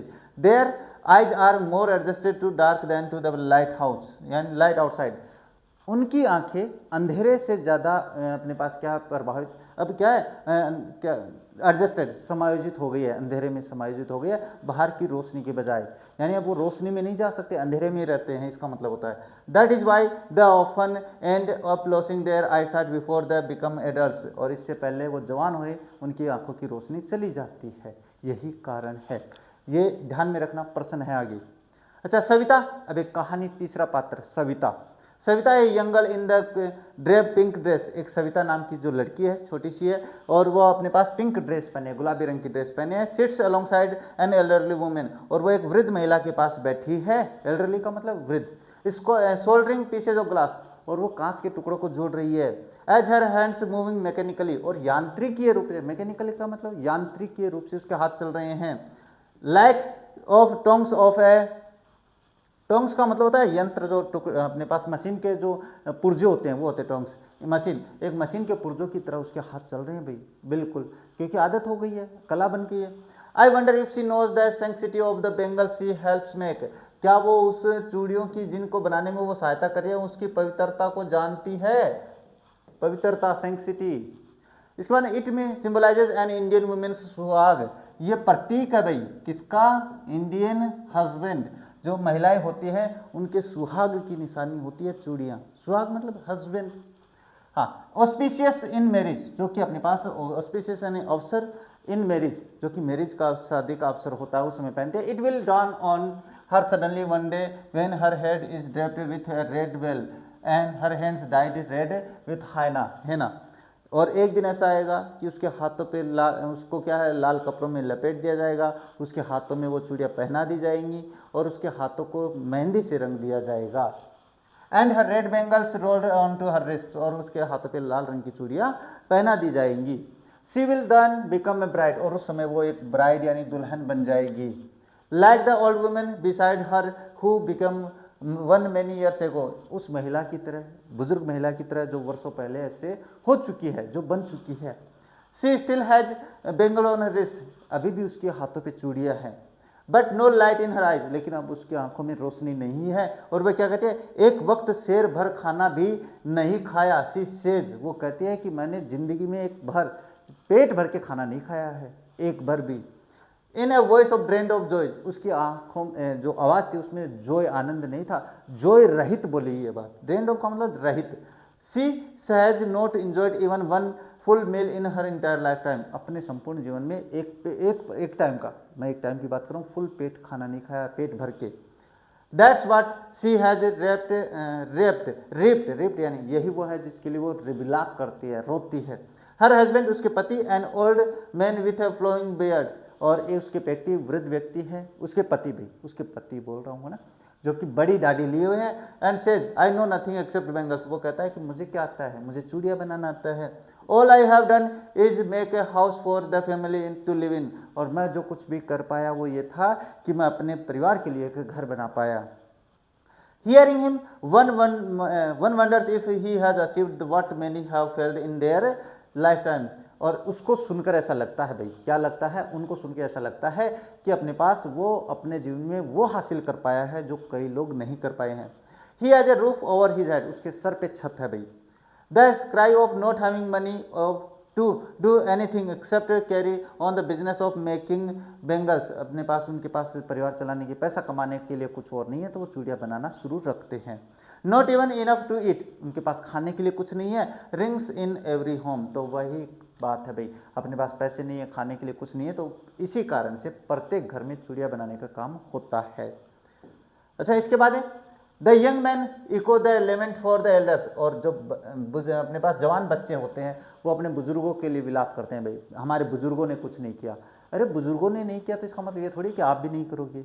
मैं यही तो बात बता रहा हूँ कि आप गरीब पैदा हो सकते हो, ये आपकी गलती नहीं है, है ना, लेकिन आप गरीब मर जाओ तो ये आपकी सबसे बड़ी गलती है, मैं कह रहा हूँ ये बात। हाँ, little has moved with time, बहुत ही कम बदला है समय के साथ। इट सिम्स, ऐसा लगता है, इन फिरोजाबाद में years of mind numbing toil have killed all initiative and the ability to dream, और ये जो अपने पास थकाने वाली ड्रीम, ये क्या है, माइंड नंबिंग टॉयल यानी थकाने वाली जो मेहनत है, वो अपने पास क्या है, उन लोगों का जो सपना है, उन लोगों की जो सोचने की क्षमता है, उनको मार दिया है। अब वो ऐसा नहीं, सोचने का काम ही नहीं करते हैं। Why not organise yourself into a cooperative, I ask a group of young man, मैंने एक जवान लोगों का समूह था भाई, मैंने उन्हें पूछा, अरे तुम लोग समूह क्यों नहीं बनाते, अपना संगठन क्यों नहीं बनाते। Who have fallen into the vicious circle of the middle man, जो कि बिचौलियों के कुछ चक्कर में फंस चुके हैं। बिचौलिए कौन होते हैं, फॉलन इनटू विशियस, विषय यानी बुरे कुछ चक्कर में। Who trapped their fathers and forefathers, जिन्होंने उनके पिता को और उनके जो दादाजी है उनको अपना गुलाम बना लिए है, जकड़ लिया है। Even if we get organised, यद्यपि हम एक ऑर्गेनाइज करते हैं, we are the one who will be hold up by the police, तो फिर हम ही होंगे जो पुलिस के द्वारा पकड़ लिए जाएंगे, पीटे जाएंगे, पीटे जाएंगे, and dragged to jail for doing something illegal, और एक इलीगल करने के मामले में, अवैधानिक कुछ काम करने के चक्कर में हमें जेल भेज दिया जाएगा। 10 वे कहते हैं there is no leader among them, उनमें कोई लीडर नहीं है। No one who could help them with see things differently, और उनमें कोई ऐसा नहीं है जो कि बातों को कुछ और तरीके से देखे, समय को कुछ और तरीके से देखे, ऐसा कोई नहीं है उनमें। And their fathers are as tired as they are, और उनके पिताजी लोग जो थे वो थके हुए हैं और वैसे वो थके हुए हैं। They talk endlessly in the spiral that moves from poverty to apathy and to greed and injustice, और वो एंडलेसली अंतहीन तरीके से बातें करते हैं। Spiral of the moves from poverty, पहले गरीबी की बात करते हैं जो उनको कहाँ, एपैथी निराशा की तरफ ले जाती है, टू लालच, टू ग्रीड, फिर वो लालच में फंसते हैं और फिर वो उनके साथ अन्याय होता है। ये अपने पास क्या होती है, बातें होती है भाई। अच्छा, लिसनिंग टू दैम, उनको सुनकर, I see two distant world, two distinct world, मैं उनको सुनकर मुझे लगता है कि इस पृथ्वी पर दो प्रकार की दुनिया है। वन ऑफ द फैमिली, एक जो परिवार का है, caught in the web of poverty, एक परिवार जो कि गरीबी के जंजाल में फंसा हुआ है, burden by the stigma of the caste in which they are born, और उस कास्ट में, उस जातिवाद के स्टिग्मा में फंसे हुए हैं जिसमें वो जन्म लेते हैं। और उसके बाद the other is vicious circle of the sahukars, और दूसरा सर्किल है जो साहूकार्स हैं, द मिडिलमैन बिचौलिए हैं, द पुलिसमैन पुलिस वाले हैं, the keepers of the law कानून के रखवाले हैं, द ब्यूरोक्रेट्स यानी सरकारी लोग हैं, एंड द पॉलिटिशियंस और राजनीतिज्ञ लोग हैं। ये उनकी दुनिया है भाई। Together they have imposed the baggage on the child that he can not put down, और ये सभी मिलकर उस बच्चे पे वजन ला देते हैं जिससे वो नीचे नहीं आ पाता है, जिससे वो संभल नहीं पाता है। बिफोर ही इज अवेयर, इससे पहले कि वो जागरूक हो, ही एक्सेप्ट्स इट, फिर वो इसको स्वीकार कर लेता है, मेरे जीवन में ऐसा ही है। इट इज़ नेचुरली, ये स्वाभाविक है, एज हिज फादर, ये बिल्कुल स्वाभाविक है, जैसे कि उसके पिता ने स्वीकार कर लिया था, फिर वो बच्चा स्वीकार कर लेता है। अच्छा, to do anything else would mean to dare, और कुछ अन्य काम करना मतलब साहस होता है फिरोजाबाद में। And daring is not part of his growing up, और अपने पास डेयरिंग का मतलब साहस उनके जीवन में बड़े होने का मतलब नहीं होता है, यानी जब वो बड़े होते हैं तो उनके जीवन का मतलब क्या होता है, साहस नहीं होता है। When I sense A flash of it in Mukesh, जब मैंने एक चमक देखी, फ्लैश यानी रोशनी देखी मुकेश की आंखों में, आई एम चीयर्ड, मुझे बड़ी खुशी हुई। I want to be a motor mechanic, जब उसने कहा मैं मोटर मैकेनिक बनना चाहता हूँ, ही रिपीट्स, वो फिर बोलता है, he will go to a garage and learn, वो गैरेज जाएगा और सीखेगा। But the garage is a long way from his home, लेकिन जो गैरेज थी वो उसके घर से बहुत दूर थी भाई। आई विल वॉक, उसने कहा मैं चल के जाऊँगा भाई, टहल के जाऊँगा। ही इंसिस्ट, वो जोर दे के कहता है, do you know dream of flying an aeroplane plane, he his, हाँ भाई, मैंने पूछा क्या तुम एरोप्लेन बनाने का सपना भी देखते हो? ही इज सडनली साइलेंट, वो अचानक चुप हो जाता है भाई इस बात पे। No he says staring at the ground, वो ग्राउंड की तरफ देखते हुए बात कहता है। In his small murmur there is an embarrassment, उसकी मरमर में एक चिंतित भाव था भाई। That has not yet turn into regret, जो कि अभी तक दुख में नहीं बदला है। He is content to dream of cars, वह कारों का सपना देख के संतुष्ट है। That he seize hurtling down the streets of the town, जो कि अपने पास कस्बे की गलियों में भागते हुए देखता है। हर्टलिंग का मतलब दौड़ते हुए देखता है। Few aeroplanes fly over Firozabad, क्योंकि अपने पास फिरोजाबाद के ऊपर से न के बराबर एरोप्लेन उड़ते हैं। फ्यू का मतलब न के बराबर, न के बराबर का मतलब होता है वहाँ पे कुछ नहीं, एरोप्लेन ही नहीं उड़ती ऊपर से। जहाँ जो चीज़ देखते हैं अपन उसी का सपना देख पाते हैं, जो नहीं देखते हैं उसका सपना भी हमें नहीं आता है। तो यहाँ पे आपका ये चैप्टर अब कंप्लीट हो जाता है। और जैसा कि मैंने बताया था, समरी बहुत ही आसान भाषा में समझाऊंगा, अगर आप लोगों ने समझी है तो। अब बात करते हैं इसके प्रश्नों के बारे में। तो सबसे पहला प्रश्न है, ये प्रश्न भी आपको करने हैं भाई, ध्यान से समझ लेना, मैं जो बताऊं वो तो डेफिनेट करना है।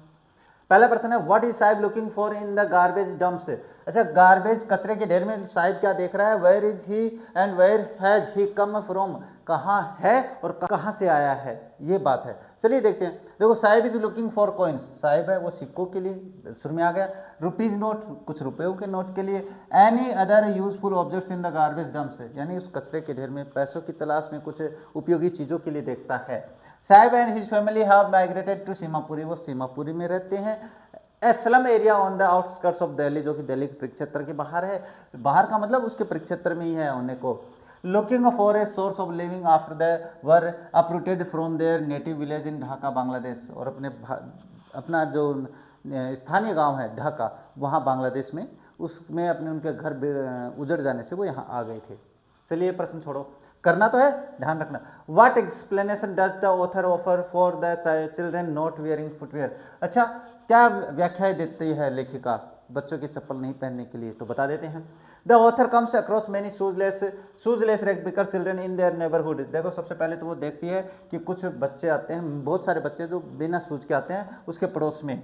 According to her, one explanation of this habit is remaining barefoot is that it is a tradition among the poor children of this country. पहली तो व्याख्या ये देती है कि भाई अपने पास ऐसे इस देश में नंगे पाँव रहना उनकी प्रथा है। However, the author quickly mentioned that the calling it is a tradition could be just a means of the justification of the utter destitutions. वो कहते हैं कि ये तो एक व्याख्या है जो कि अपने पास केवल एक खेद, अपने पास व्याख्या मतलब एक नकली व्याख्या है जो कि अपने पास अपनी इस गरीबी को छुपाने के लिए है, ऐसा नहीं है। अच्छा नेक्स्ट है, is Saheb happy working is at tea stall, explain, important, अभी देख लेना भाई, हाँ याद कर लेना जरूर। No Saheb is not happy working at a tea stall, चाय की दुकान पे काम करके खुश नहीं है। While the job provides him 800 rupees and meals, जबकि इस नौकरी से उसको 800 रुपये और खाना मिल रहा है। The freedom and the carefree spirit he had at a rag picker are gone, क्योंकि वो जो कचरा उठाने वाला था तो बिल्कुल आज़ादी से घूम सकता था, अब वो आज़ाद नहीं रहा है, वो उसकी जो केयर फ्री लुक था वो जा चुका भाई। The weight of the steel canister he now carries feels heavier than the previous plastic bag, और अपना जो बैग था उससे भारी लगती है उसे स्टील की कैनिस्टर।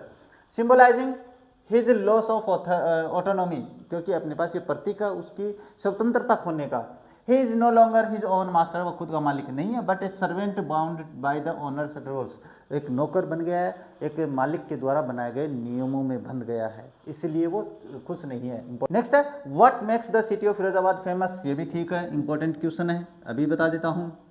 हाँ, फिरोजाबाद शहर है वो क्यों फेमस है भाई, तो देखो the city of Firozabad is famous for its bangle, वो अपनी चूड़ियों के लिए फेमस है।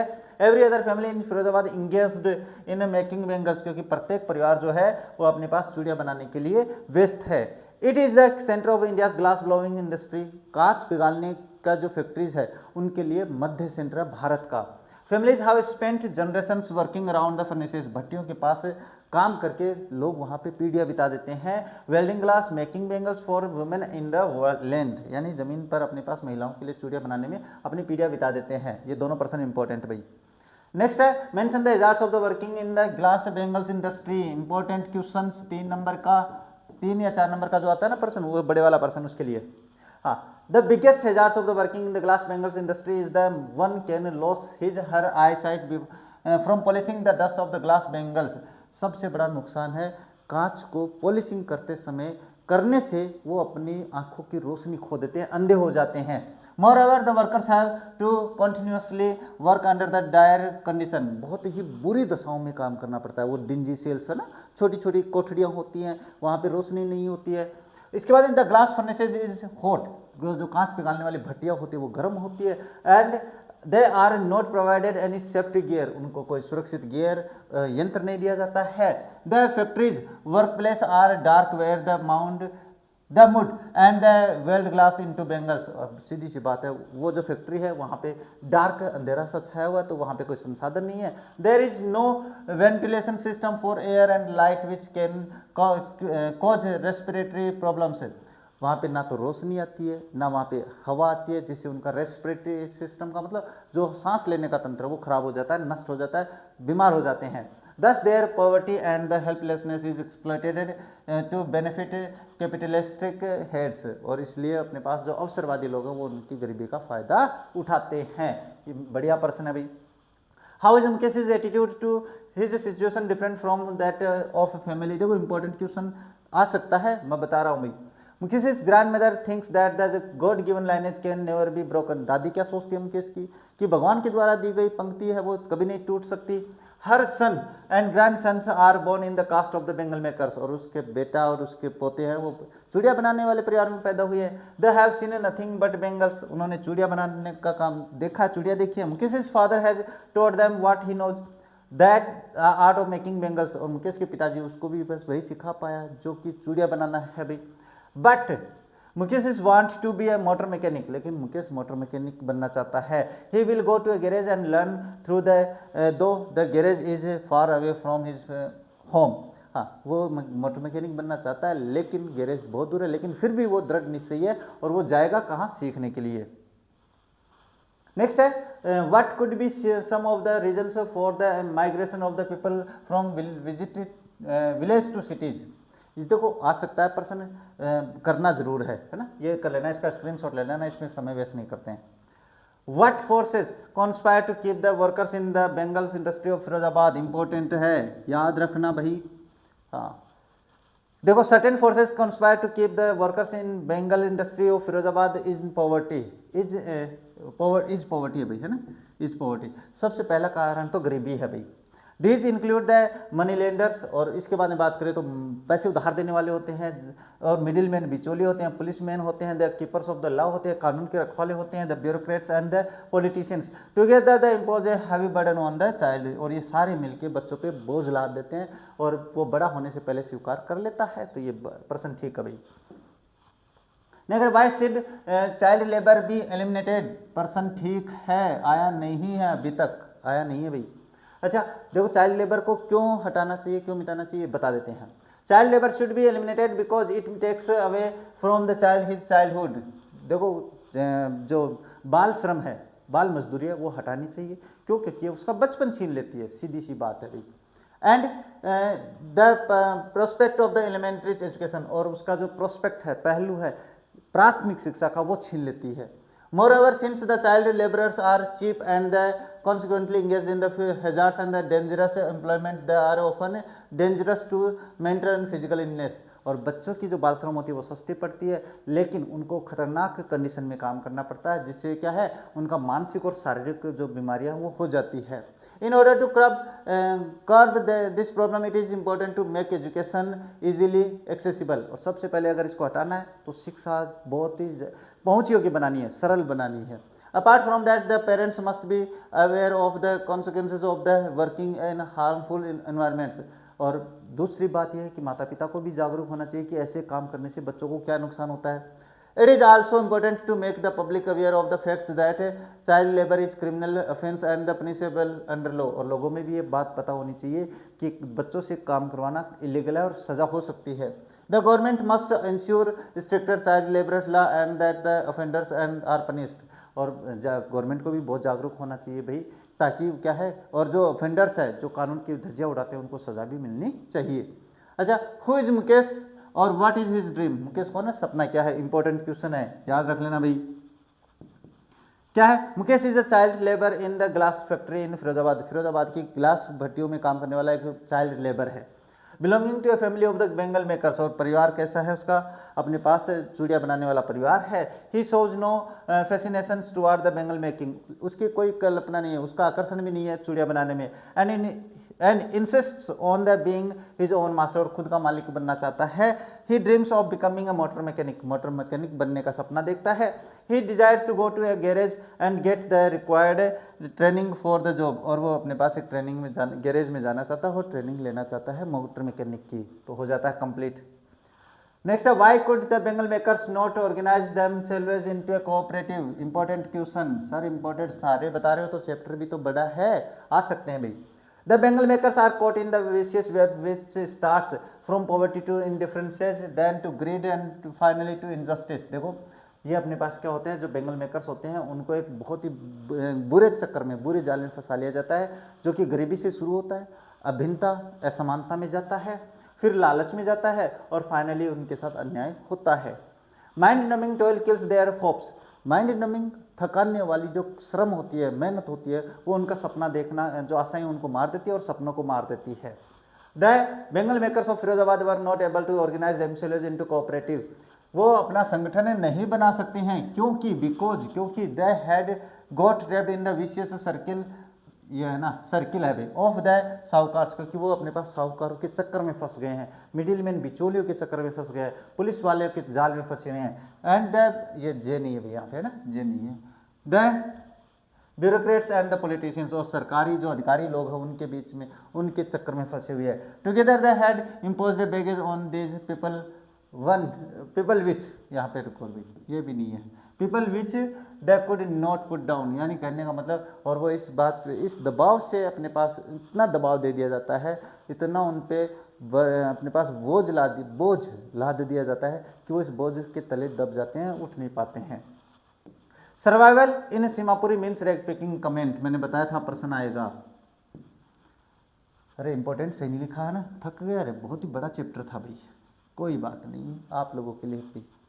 Survival in Seemapuri means rag picking, survival मतलब सीमापुरी में जीवन यापन, मतलब सीमापुरी में कचरा बीनना। Over the years it has acquired the proportions of the fine art, और वर्षों से काम चल रहा है तो उनकी कला बन गई है। इसके बाद में for the slum dwellers of the Seemapuri, Seemapuri में झुग्गी झोपड़ियों में रहने वाले, स्लम्स का मतलब झुग्गी झोपड़ी या डिवेलर्स निवासी। Rack baking is their daily bread, ये उनका रोज का खाना है। It gives them the roof over their heads, ये उनके छत पे उनके सर पे छत देती है। And is the very means of their survival, और ये उनके जीवन यापन का तरीका है। अच्छा, why did Sahib's parents have leave Dhaka and migrated to India, Dhaka क्यों छोड़ा, भारत क्यों आए भाई, तो ठीक है प्रश्न देख लेना, इसको करना जरूर है। Garbage to them is gold, how do rag pickers of Seemapuri survive, सबसे इंपॉर्टेंट पर्सन है जो याद करना है, जो आपके 3-4 प्रश्नों का उत्तर है, याद रखना भाई। Garbage to them is gold, garbage उनके लिए कचरा है। How do rag pickers of Seemapuri survive, और सीमापुरी के लोग कैसे सर्वाइव करते हैं, कैसे जीवन यापन करते हैं। देखो, garbage for the rag pickers of the Seemapuri is considered to be nothing less than gold. देखो, सबसे पहले तो ये बात है कि गार्बेज है सीमापुरी के लोगों के लिए सोने से कम नहीं है, इसका कारण बता देते हैं। Picking garbage helps them to earn their daily bread, सबसे पहले तो ये कचरा उठाना बीनना है, उनके रोज का खाना जो होता है, भोजन जो होता है वो प्राप्त करने में मदद करता है। Give them a roof over their head, उनके सर की छत इसी कचरे को बीनने से आती है। And is their only means of the livelihood and survival, और उनके जीवन यापन का एकमात्र संसाधन है ये। For the innocent children garbage is wrapped in the wonder as they marvel at the prospect of their finding a coin, a currency note or a curio that sustains their hope, और बच्चों के लिए एक आकर्षण का केंद्र है भाई, क्योंकि उनको कोई सिक्का मिल जाता है, कोई अच्छी चीज़ मिल जाती है, तो ये इसके कारण से भी कोई उत्सुक चीज़ मिल जाती है, इसलिए वो जारी रखते हैं। These children grow up to become partners in the survival with their parents, और ये बच्चे बड़े होते हैं, बड़े होकर अपने माता पिता के जीवन यापन जीने के लिए साथ देते हैं, पार्टनर बन जाते हैं। सीमापुरी हाउसेज राउंड क्या है, हाँ, Seemapuri houses round 10,000 rag pickers mostly Bangladeshi refugees, Seemapuri में 10,000 जो परिवार रहते हैं वो मोस्टली बांग्लादेश के रिफ्यूजीज जो भगोड़े होते हैं, जो अपने पास घुसपैठी होते हैं। who have lived there for more than 30 years without an identity, जो वहाँ पे बिना पहचान के 30 सालों से अधिक से रह रहे हैं, विदाउट परमिट, बिना अनुमति के रह रहे हैं। These people live in mud structures, जो कि अपने पास वहाँ पे कीचड़ जो होता है ना, अपने कच्चा जो मिट्टी होती है, कच्ची मिट्टी, काली मिट्टी जिसको कहते हैं, उसके जो घर बना के रहते हैं। With roofs made of tin, जो कि टिन से बनी हुई छत के नीचे रहते हैं। टारपुलिन जो तिरपाल वगैरह होता है। The ration card that enable them to get their names on voters list, और जो राशन कार्ड है उनके वोटर लिस्ट में नाम जुड़ जाता है। And enable them to buy grain, और उनका अनाज खरीदने में मदद करता है। And garbage are their means of survival, और गार्बेज जो है उनके जीने का संसाधन है, साधन है। Food is more important to them for survival than an identity, क्योंकि उनके लिए भोजन ज़्यादा जरूरी है आइडेंटिटी के बजाय। ये प्रश्न आपको याद ही करना है। अच्छा, नेक्स्ट है describe the life of the squatters at Seemapuri. ये भी वही बात है जो अभी सीख के आए हैं, अभी करके आए हैं। ये प्रश्न बहुत बड़ा लग रहा है, लेकिन इसमें आपके पास क्या है, थोड़ा ठीक है, थोड़ा भी याद करोगे बीच की कुछ बातें छोड़ के, तो बढ़िया प्रश्न है भाई। देखो, most of the people like Sahib Alam settle in Seemapuri were refugees from Bangladesh, Bangladesh के रिफ्यूजी हैं भाई। Who had fled their country and migrated to Delhi from Dhaka in wake of war of है भाई, इन द वार, ये वार है, क्या है, वॉर ऑफ द 1971 इंडो पाक वॉर, और ये कब के हैं, 1971 में जो इंडो पाक वार युद्ध हुआ था उस दौरान आए थे भाई। Their dwellings were structures of mud, उनके जो निवासी स्थान है वो कच्ची मिट्टी से बने हैं। टिन एंड टारपुलिन, टिन से बने और टारपुलिन से बने। विथ नो सेवेज, जो वहाँ पे अपने पास with no drainage of sewage, कचरे के लिए कोई निकास नहीं है, इसका मतलब है भाई। ड्रेनेज और रनिंग वाटर, इनका कोई अपने पास निकास नहीं है। Picking garbage and rags helped them to earn their daily bread, और कचरा बीनना, कचरा उठाना उनके लिए रोज का भोजन प्राप्त करने के लिए है। Give them a roof over their heads, जो कि उनके सर पे छत देता है। And was their only means of livelihood and survival, जो कि उनके जीवन यापन का एकमात्र साधन है। दो दीज स्क्वाटर्स, हाँ, यद्यपि ये जो स्क्वाटर्स हैं, घुसपैठिए हैं, of Seemapuri have no identity, उनके पास कोई आइडेंटिटी नहीं है। But that do have valid ration cards, that enable them to buy grain, लेकिन उनके पास एक वैलिड राशन कार्ड होता है जो उन्हें अनाज खरीदने में मदद करता है। लिविंग इन सीमापुरी, सीमापुरी में रहना मतलब which is on the periphery of Delhi, जो कि दिल्ली के परिक्षेत्र में है, is like living in hell, वो बिल्कुल नर्क में रहने जैसा है भाई, बता दिया मैंने अभी। Children here grow up to become parents in partners in survival to their parents, बच्चे बड़े होते हैं माता पिता के पार्टनर्स बनने में, सर्वाइवल करने के लिए। An army of barefoot children appears every morning, कि प्रत्येक सुबह बच्चों की नंगे पांव बच्चों की सेना दिखती है। Carrying their plastic bags on their shoulders, अपने कंधों पे प्लास्टिक के बैग रखते हैं।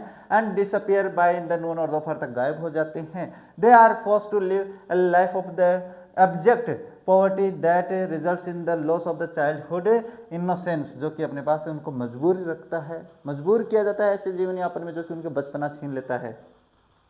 साहेब रैग पिकर, साहेब जो कि एक रैग पिकर है, रोम इन स्ट्रीट, गलियों में भटकता है। स्क्राउजिंग फॉर गार्बेज, गार्बेज को कुरेदता है। बेयरफुट, नंगे पांव है। एंड डिप्राइव्ड ऑफ एजुकेशन, शिक्षा से वंचित है। Later he starts working in a tea stall, जो कि बाद में टी स्टॉल पे काम करना शुरू कर देता है। But he loses his freedom and the carefree life as he is no longer his own master, और अंत में वो अपने क्या है केयर फ्री लुक खो देता है क्योंकि वो खुद का मालिक नहीं रहता है। और यहाँ पे आपका ये चैप्टर कंप्लीट हो जाता है। बढ़िया चैप्टर था, अच्छा चैप्टर था, जिसमें आपको पता चला होगा कि आपका जीवन कितना अच्छा है। इंपॉर्टेंट क्वेश्चंस की भी बात हो चुकी है। चैप्टर थोड़ा बड़ा था तो घबराने की आवश्यकता नहीं है। आपको चैप्टर में ऐसे बोर तो नहीं हुए होंगे, अगर बोर होते हो तो बताया करो, मैं पक्का आपका समाधान करूंगा। बोरियत नहीं होने देंगे रे, बिल्कुल नहीं होने देंगे। आप तो बस क्लास को ना कंप्लीट देख के, क्योंकि बोर होने का समय भी कहाँ पे है, ये समय भी निकल जाएगा आपके पास, भागता जा रहा है समय। दुनिया में सबसे तेज चलने वाली चीज़ है वो समय है भाई, है ना, ये ध्यान में रखना भाई। समय को कोई नहीं वापस ला सकता है, तो समय का अवश्य सदुपयोग करना है और पढ़ना है, क्योंकि पढ़ाई यानी शिक्षा यानी एजुकेशन ही आपकी सफलता का मार्ग बनेगा। तो बस इन्हीं शब्दों के साथ साथ आज की इस क्लास को यहीं पे कंप्लीट कर देते हैं और मिलते हैं आप लोगों से अपने नेक्स्ट चैप्टर में। तब तक देखते रहिए हमारे चैनल। जय हिंद, जय भारत।